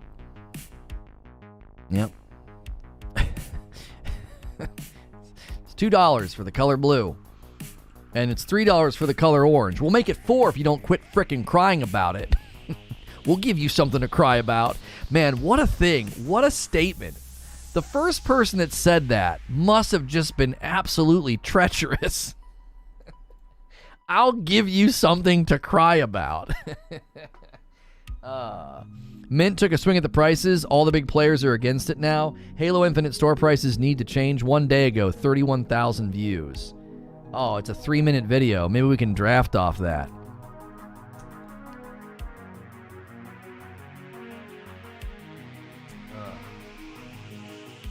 Winds howling. Wait, what?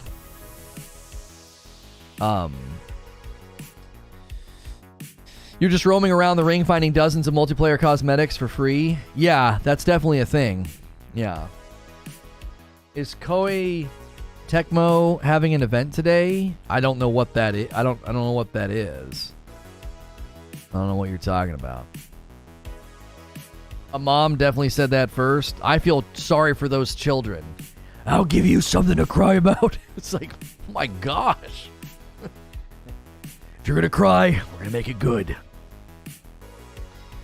If a ghost comes close to you, you'll just say, world premiere, introducing a ghost. Yeah.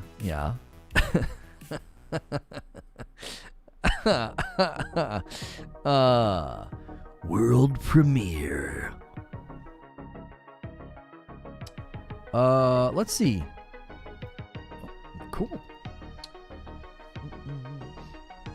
Dozens of shaders. It's Crumpus distrust in the wind. You're OG if you know to call her Crumpet. If you know to call my wife Crumpet. Most people just call her Madam. Guys who publish Neo, sorry, I wasn't being more specific. No, it's okay. I'm not familiar with all the companies out there. I don't know. What event? Are they doing an event? You're asking me, and now I'm asking you. I've not heard of any events happening today. It's a master level of invalidation of emotions. Right. You're crying over something that's not... I've actually been dealing with that with my daughter. It's so challenging. So they got lava lamps for Christmas, and she was very upset last night. It was on the other side of the room. She said, it's too far. I can't see the bubbles. And I was like, I'm not going to set this thing in the middle of the dadgum room and then have somebody trip on it in the night, right? And she got so upset. She was like crying. And we're trying to teach her that, like, it is okay to be sad. It is okay to express sadness, but you are expressing sadness in an inordinate way. Like, this isn't something that you should be shedding tears over and getting very, you're yelling and screaming or whatever. Validate and affirm the sadness, but the expression of the sadness is so inordinate. Like, you've got to have control here, Speak sadness into existence. Don't cover every issue with tears. Goodness gracious, you can't live life that way. It's challenging because she's 8 and everything is just a cause for... I tell her, I was like, you're being so forlorn and downcast over the slightest thing. You need to have a ground beneath you. You can't just be so downcast at the drop of a hat. It's very challenging. It's an age thing. My 9-year-old son's been doing the same thing too. Yeah, and you got to be so careful to not, you don't want to, in an emotional way, you don't want to, wring the sadness out of them, well, don't be sad, or quit crying. It's no, I'm affirming your sadness. I understand you're sad. It's okay to be sad. But this is an inordinate expression of sadness. Trying to figure out what she can get away with. Kids push on barriers and they push on guardrails to make sure that they're there. It makes them feel safe. It's the embodiment of why you swaddle a baby, right? And they fight against the swaddle when falling asleep, and they're testing the barriers, feel safe, boom, and they fall asleep. As they grow, they do the same thing. They push against barriers. It makes them feel safe to know that there are rules. There are rules in the universe, right? And that makes them feel safe. It makes them know, I can go to sleep at night. I can wake up in the morning. I can go through my day because there are walls, barriers, and things that keep me safe. And so they push against them. She's doing it with her emotions. She's seeing, if I push against this, can I get my dad to do what I want? I just walked away. I was like, I've affirmed your sadness. I've acknowledged it. And you're going nuts. I'm walking away, right? You're teaching the child to self-regulate. It's not getting sad that's the issue. It's learning to get back to okay. Right. And one of the things I've been telling her not to do is she realizes that she's overreacted and she'll tell a joke and she'll laugh as tears are falling down her face. She'll try to laugh her way out of it. And I say, that's not healthy. You do not laugh your way out of sadness. You need to calmly come down from it and get back to the ground. Don't laugh your way out of it. That's how I think when kids do that in an unchecked way, that's where mood swings and bipolar stuff comes from. It's unchecked, very bizarre emotional regulation. It's not a healthy way to regulate your emotions, and I think that's where the beginnings of bipolar mood swings come from. So I'm like, no, don't laugh your way out of this sadness. It's okay to be sad. Get in front of it and bring yourself down. See it, speak it into existence, and then come down from it. I'm not talking to my daughter after she broke my house in Minecraft and spawned so many bunny rabbits that the game lagged. She can cry me a river. I love that, Hilly.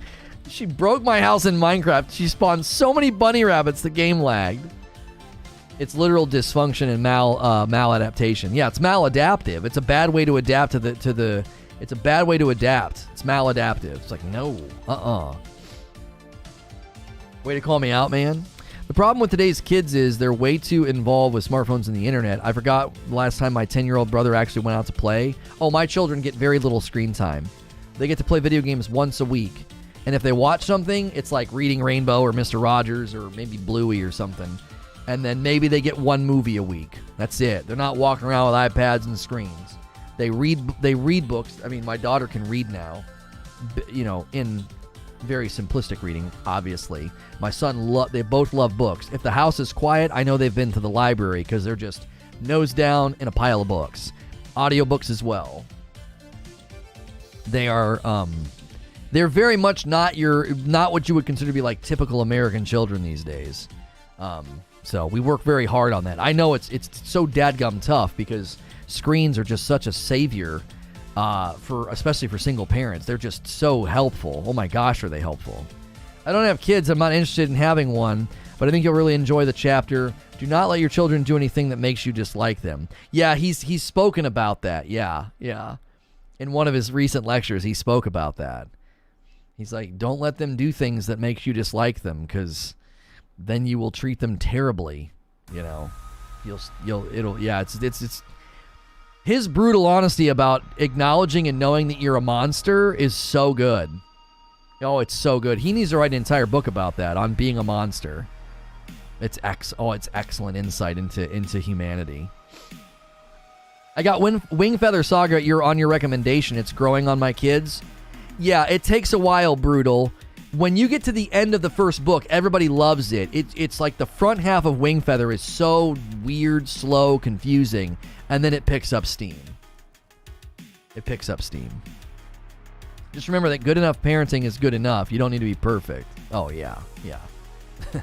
Well, and fear of not being a perfect parent paralyzes you, and that paralysis just causes inaction, and then that's not good for the kids either. You might as well try to do the dang thing and mess it up and then try to fix it than to do nothing.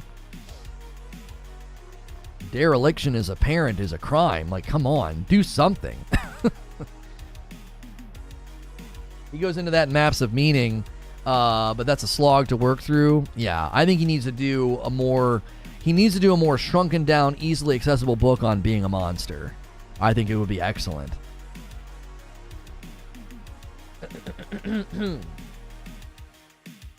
Nobody probably asked your take on the metaverse. I don't know enough about it to say much. I've not paid much attention to it. Fear of not being a perfect parent is definitely something I'm going to struggle with. Fear of being a perfect parent creates parental paralysis, which is worse than being a bit of a mess. You're better off being a mess and trying to clean that up as you go than being a person who's suffering from parental paralysis, because that causes inaction and you're just going to sit there and be like, I don't know what to do. So, a lack of discipline and structure for children is terrible for them. It's awful. There are even studies that show children will say, I wish my parents gave me more rules and structure. They will say that as young as like 8 or 9. Kids will speak that into existence. I wish my parents gave me more rules. I wish they disciplined me more. Why? Because they know that that's good for them. Even at that age, they sense that the absence of rules and structure and discipline is awful for them. It's terrible. I went and read the actual Communications Decency Act after the stream yesterday. Lots of people were way off base. It clearly states its intents and goals. Lack of structure is a form of neglect. Right. Oh, when you say that, Zubair, who was off base? The people that were saying the Communications Decency Act, who was off base? The people saying that it made them a publisher? There was an episode of Bluey that dealt with being a perfect parent, and it's a kid's show, but it was talking to the parents the whole time. It blew me away when a friend showed me to. Yeah, it's a good program. Bluey's a very good program. I learned that being a parent doesn't come with a manual, and that I learn as I go. On my first kid, I'm still stumbling. Yeah. You are a far better parent than most if you stumble along and try to improve as a parent. Oh golly, you're so better than dysfunctional or derelict or absent parents. If you're involved and you're messing things up and one of the greatest things you can do is tell your kid, man, I'm sorry. I messed this up and I need you to forgive me. Oh gosh, that's medicine to the heart for them to know, oh, there's restitution if I mess up. And I can mess up. My parents can mess up. Oh, wow. That's medicine. It explicitly states it wants to support the means of moderating content. Oh, well, there you go. I guess that's the end of the discussion. I, for one, am shocked that Googlers misunderstood the law. What's good, EJ Banks? Yeah, new info. Elden Ring new info. We talked about the rings and how they're going to function in the game. And there's a new Elden Ring Edge magazine like interview thing with new info. We'll cover that tomorrow morning. We'll be switching over to Halo Infinite store items being too expensive. That's our second show of the day. We're not switching just yet. It warms my heart to hear this. 19 years later, the best advice I can give on parenting is this. Remember that they each are different, and don't be afraid to structure even when they claim their friends can do whatever they want. Yeah, I don't care if your friends can do that. Your friends are also drooling on iPads for 7 hours a day. That's terrible for them. I'm not going to let you do that. My dad said these things don't work, just saying. Oh, that's not funny. The worst thing I ever saw parents do when I worked in retail was they would apologize for their kids and then encourage me to not have children. What a damnable thing to say in front of your kids. If we lived in another time, if we lived in a medieval era, I'd have slapped them right across the face with a glove on, like a weighted glove. That is horrible. Don't you ever do that, because you deserve to be slapped if you do that. You ought to be. Ring your bell real quick. How dare you say that? Awful. I couldn't believe how many people did it. It blew me away. Don't ever have kids. Get the frick out of my store. You demon. You devil. That's terrible. They can hear what you just said. You just said you wished you didn't have them. That's awful. You should be slapped. You should be slapped. I hated it because I never knew what to do. I always try to be very accommodating. Oh, it's fine. They are fine. They're fine. What's the new info on Elden Ring? Did you already cover it? Yeah, the front half of the show, probably about an hour, we spent discussing how they tell stories, what's your preference in telling stories. Rings will not be equipable items that give you like stats. They're going to be significant storytelling elements in Elden Ring. So that's probably the first hour of the show. I had a lady once apologize for her kids because he was upset about a sticker. He was at least 9 or 10, and then turned around to me and a coworker and said, "Would you like to adopt a child?" Just treacherous. You think it's funny, and it's not. That's not funny. What up, Cheeks? What's good, Icebreaker? Some people think kids don't know what's going on. Kids are more perceptive than you are. Their brains are learning the world for the first time. Everything's huge for them. This was very humbling, and also very sobering. Probably more sobering than, well, no, it was humbling and sobering. We were going through Advent with our kids, and I asked them, I said, "What's your earliest memory?" And they're like, "What do you mean?" And I said, "Go back to as young as you can. What's the first thing that you remember?" And my daughter was very young when this happened. 2 years old, I think, because my son was a baby, so my daughter was probably 2.5. My wife and I were having a disagreement, and I got very aggravated, and I yelled. I raised my voice, something to the effect of, "Stop interrupting me," right? I absolutely blew my lid. It hasn't happened since. It has not happened since, because therapy does wonders, and our relationship is 100% different in all of the good ways, right? A lot of hard work, and a lot of me, reshaping the monster within, right? I yelled. I said, "Stop interrupting me." Like, totally lost my cool. My wife got very upset, and she cried, and my daughter remembers that. That's her earliest memory. Oof. That stung. And she's so sweet. She said, "You're gonna be mad, Papa, but that's it." She's like, "And I know it's over, and I know you said sorry, and I know Mama forgave you." She's like, "But that's my earliest memory." And I thought, damn, gotta remember that. That's a guardrail for your soul, isn't it? That's a guardrail. Boy, oh boy, do I gotta stay on the path. That's in her mind. Today, she's 8. Boom. You better stay on the path, Dad. You better stay on the path. That's a guardrail right there. That's a levee, isn't it? That's a levee. I was grateful for it. I was grateful for it. I was like, well, I need that. I need to carry that in my heart to keep me on the straight. And she was real sweet about it. And my son wanted to talk about it or something, and she said, no. She said, it's over. She said, we don't talk about that. She said, Mama forgave him. And I was like, wow, she's 8, so she understands, like, it's an early memory, it's a sour thing, it's a sad thing, but it's, it's covered, it's over. So, yeah. Be careful. You gotta be careful.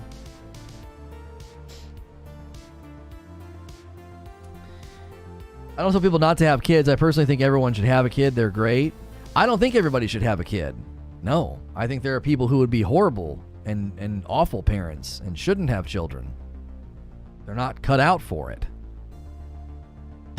I am dead freaking serious. I know Peterson's different on this. He talks about how you don't really grow up until you have a kid. I think I understand what he's saying, but I also think it's very, very harmful to people to say such a thing if they can't. So I don't agree with that at all. But I do think that they will carve you into something different. They will, if you let them, in a good way. Children will carve you into something different. What was my son's earliest memory? He said Christmas last year. I don't think he fully understood the question, because he was 5 last year. I know his memory goes beyond that. He's a nut. He's a wild man, so I couldn't get him to really focus on the question. My daughter's a romantic. She's a thinker. She's like an artist. She's beautiful in so many ways. She's an artist, right? She's a thinker. I love that about her. So she really thought on it. My son's a maniac, He just wants to break things and throw bugs and shoot Nerf guns. He isn't, he's not quite there yet. I think he's going to be brilliant in his own way. I think he's going to be that frustrating sibling that can do everything easily. He picks up things so easily. He's going to be that annoying sibling. He recently sat down with Peterson. Oh, yeah. I would probably enjoy that. I would probably enjoy those two talking. Dauntless.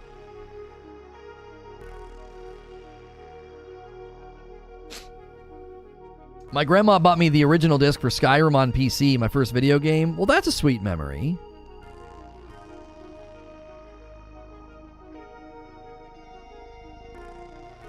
Stuff like this is why I don't want kids. I'm convinced I'll do something I think is just great and hilarious, and then 10 years later it's the reason the kid's in therapy. There's middle ground here. Don't avoid children out of pure fear of, like, oh, I'll be a terrible parent. I won't be the perfect parent. Like we said, that creates parental paralysis. Don't do that. But also, don't have a child because you think it's going to be some, like, children are just great. It's just a wonderful blessing, and everybody should have a child. Shut up. No. Like, raising children is incredibly hard.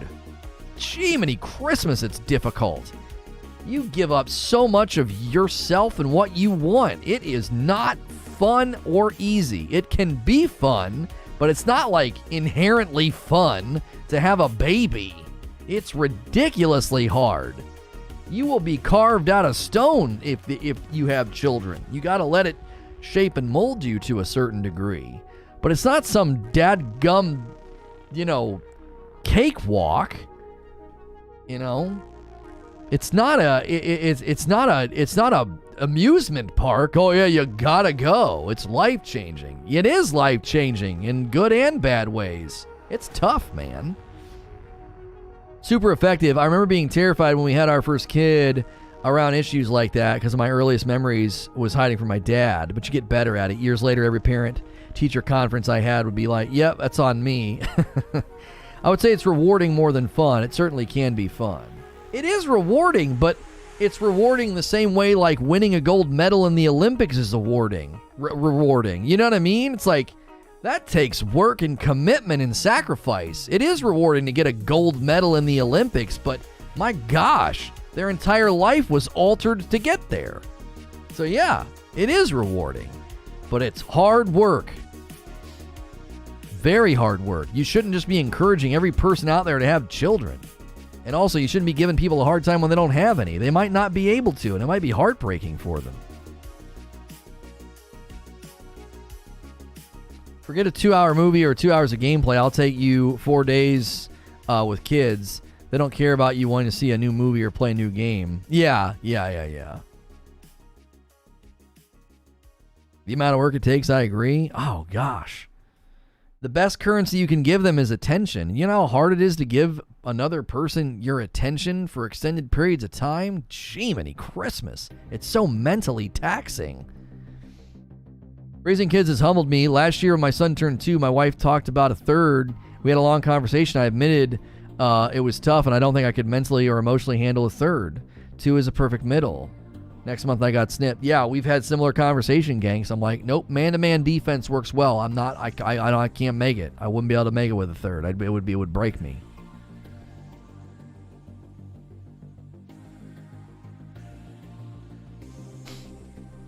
Not sure about that. The whole world's watching you win the gold medal. It would be weird for people to watch the labor award. What I was referring to, like the rewarding element, Fairy. I know what you're saying. You're being silly.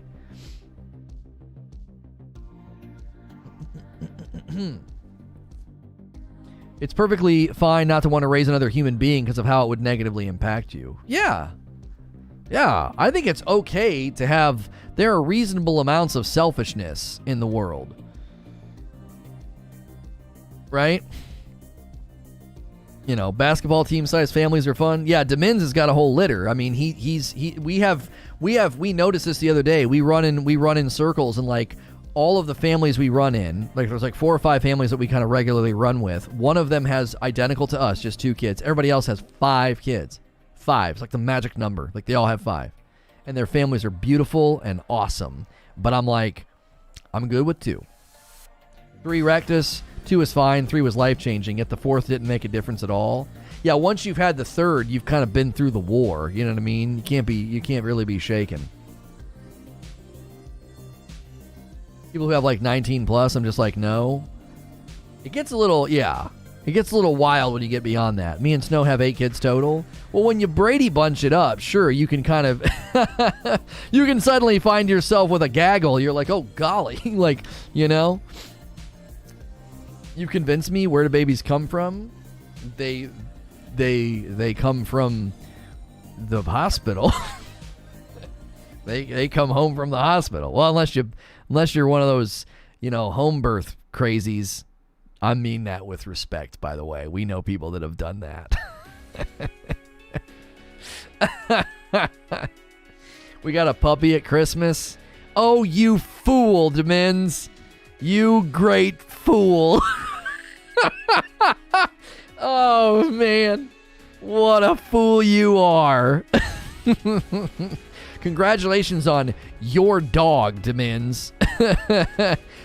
We'll take care of it. We promise. We'll feed it and take it out and go to the bathroom and take it on walks. Yeah, congratulations on your dog. It's yours, Demins. Eventually. You're the one taken out in the dead of winter. You're the one. You're the man. It's yours. Or your wife's. Either way. Kids have been asking one for years. You bet it's mine. Yeah. I would love to get a German Shepherd and have it very, very professionally and well trained, and I would name him Luther, and he'd be awesome. But I can't. My kids, it was so adorable at Christmas. I need to bring it down and show it to you guys. They would not stop pestering me about, like, I don't know, Papa. You're going to want to check your stocking on Christmas Day. You're going to want to check it. And I was like, okay. And they were ecstatic Christmas morning to have me open it. And it was this adorable, giant-eyed stuffed animal, and it's a German Shepherd. And they were like, you like German Shepherds? We got this for you. They were thrilled. And it's awesome. I got to bring him down. I named him Luther. Dogs require so much work and time. Yeah, I would feel so bad. I wouldn't have time for the guy, you know? If he was professionally trained, he'd be sitting in here with me. He'd be a part of the show. I'm like, all right, Luther, what do you think? You know? Oh, I love a German Shepherd. Oh, they're gorgeous dogs. And when they're well trained, there's a German Shepherd in our neighborhood, and he is an absolute king, just a king. He doesn't care about anything. He is so well trained. We were walking past him. He's in his yard, just kind of sniffing around, rooting around, just being a dog. And these little yipper, snippy, stupid dogs walked by, these little toys on a leash that are so annoying. And they walked by and they're just barking and just being obnoxious, like just so puntable. Just get out of here. Like, just shut up. I can't stand dogs like that. And he didn't pay them an ounce of attention. He kind of looked at him and he went back to what he was doing. And I was like, that's a dog. Right there. When he walks with his owner, side by side, looks at people, acknowledges them, and just keeps on going. Doesn't bark. Doesn't do any of that. Just an absolute stellar king of a dog. I was like, man, love. My kids will always remark. They're like, oh, there's your favorite dog. There's your favorite dog. Training a dog is so fun and rewarding. It can be, yeah. You're literally describing my dog.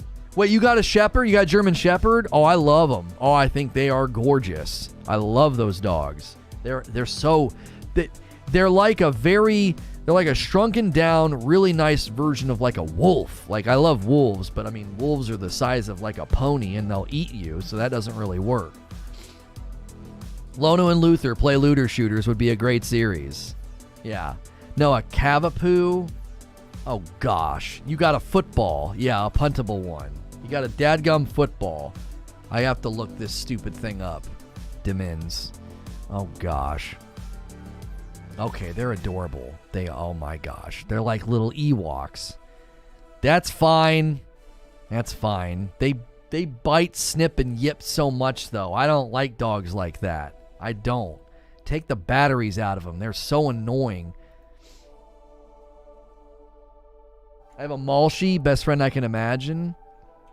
Listen, if you have a little dog and they're not like snipping and biting and barking, then I like them. I do. I like little dogs when they're well behaved, but they're so often they're yippy, snippy little mongrels. It's probably on the owners. Usually bad dog behavior is on the owners. You have a Beagle and a Husky? Oh, my daughter loves Huskies, Barrier. Loves them. Huskies are working class dogs, though, so they're hard to own if you don't have a lot of property or you can't run them. They're like a horse. You got to let them run it out. They'll rip your house apart if you don't. I'll let him know you approve of his existence. Yeah. Really, even big dogs that bark all day. Like, my biggest pet peeve of dog owners is dog owners who are deaf to their dog. It's like, you don't hear that nonsense in your backyard? You think that's okay that for the last hour, your idiot dog is just...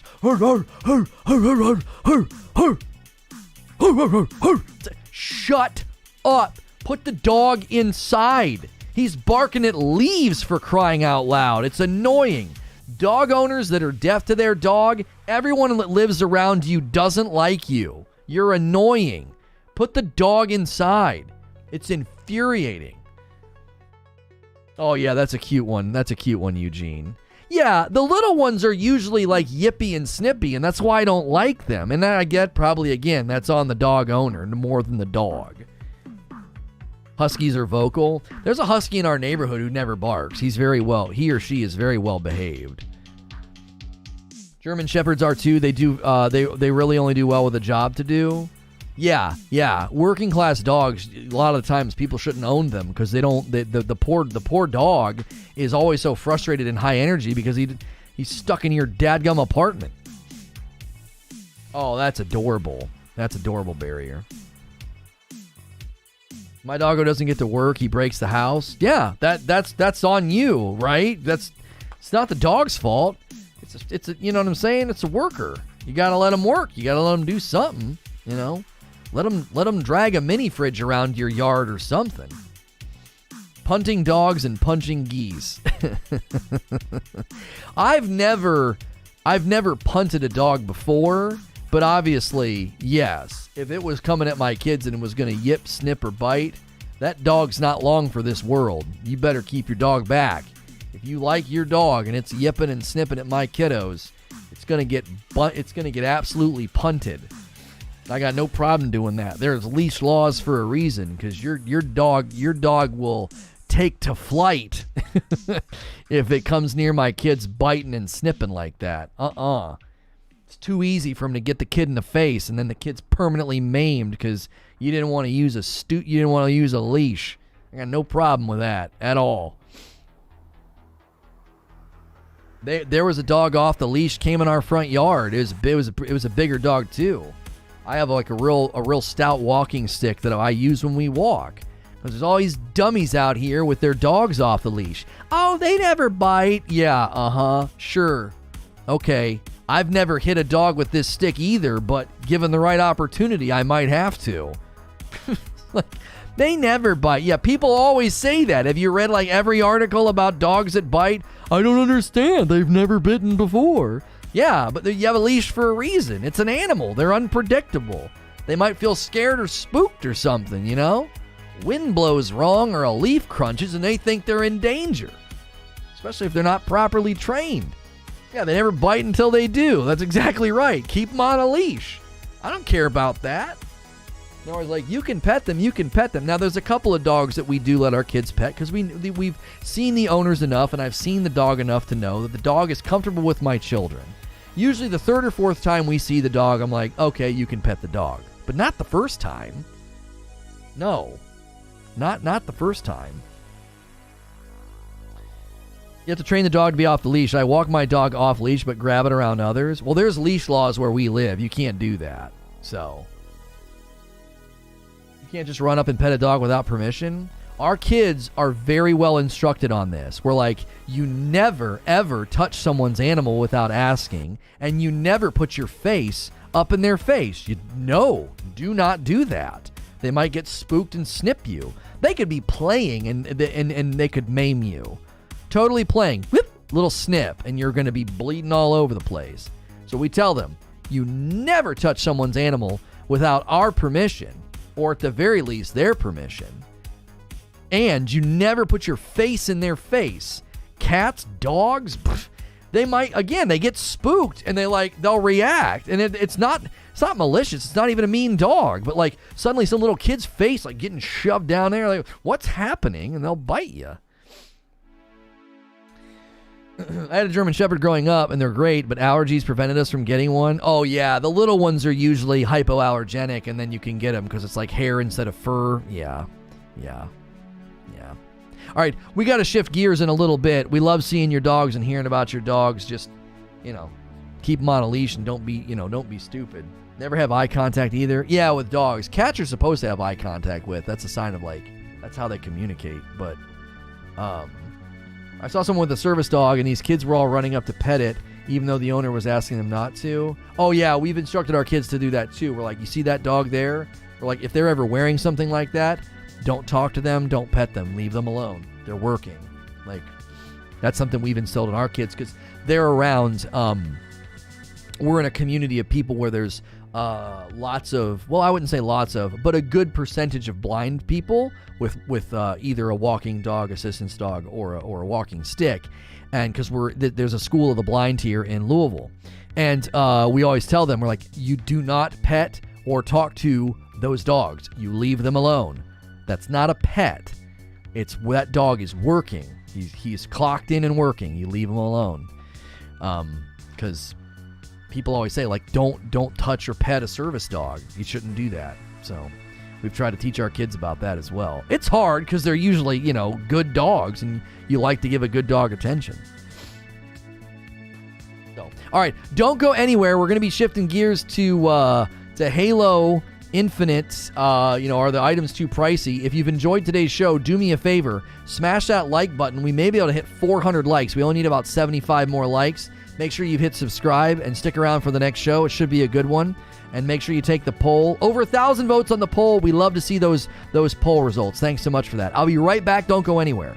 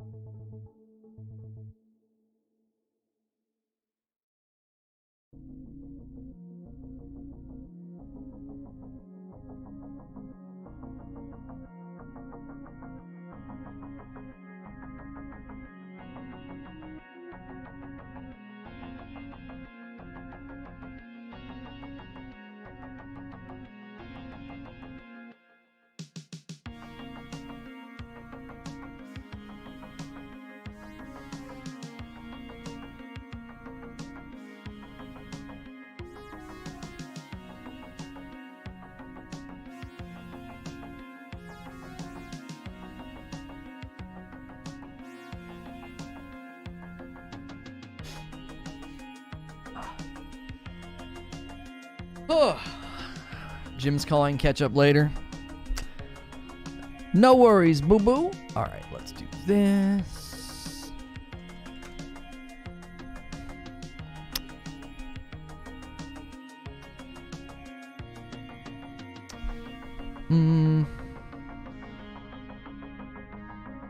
That's too short. I'm trying to get a good Halo vid for today. I want one of their longer ones. Yeah, the season trailer will work. Loop.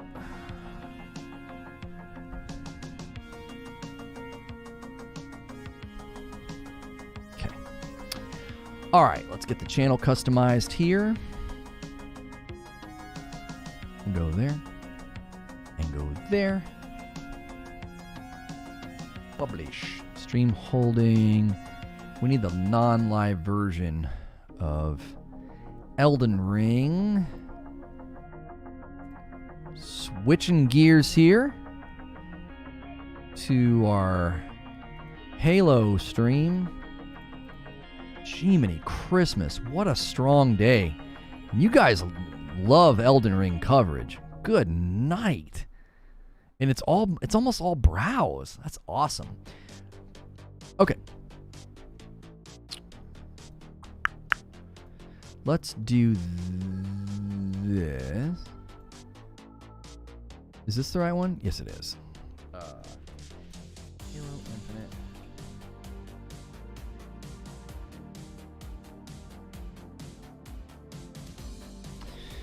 Live there.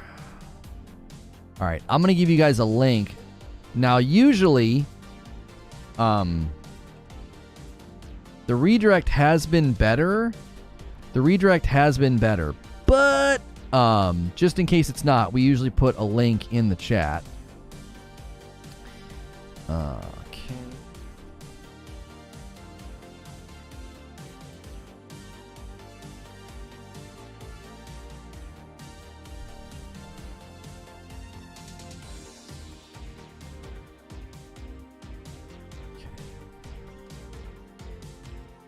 That's where we're going. It should being the operative word, it should bring you with us. I think I set up the redirect. No, I didn't. I'm glad I checked. It's doing that weird thing where I can't see the video yet.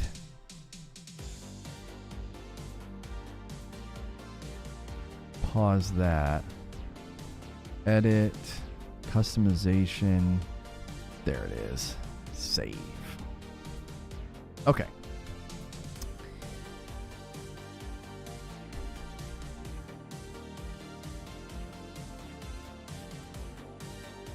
So if you just tuned in for the Elden Ring stuff, you'll have to rewind to the beginning of the video. We're switching to a new stream about Halo Infinite store items being too pricey. It should redirect and bring you with me.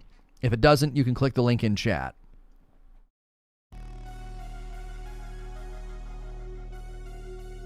Hey, thanks for clicking on the video. In this episode of SNTR Gaming News, we're going to be discussing the Halo Infinite store items. Are they too pricey? Are they too expensive?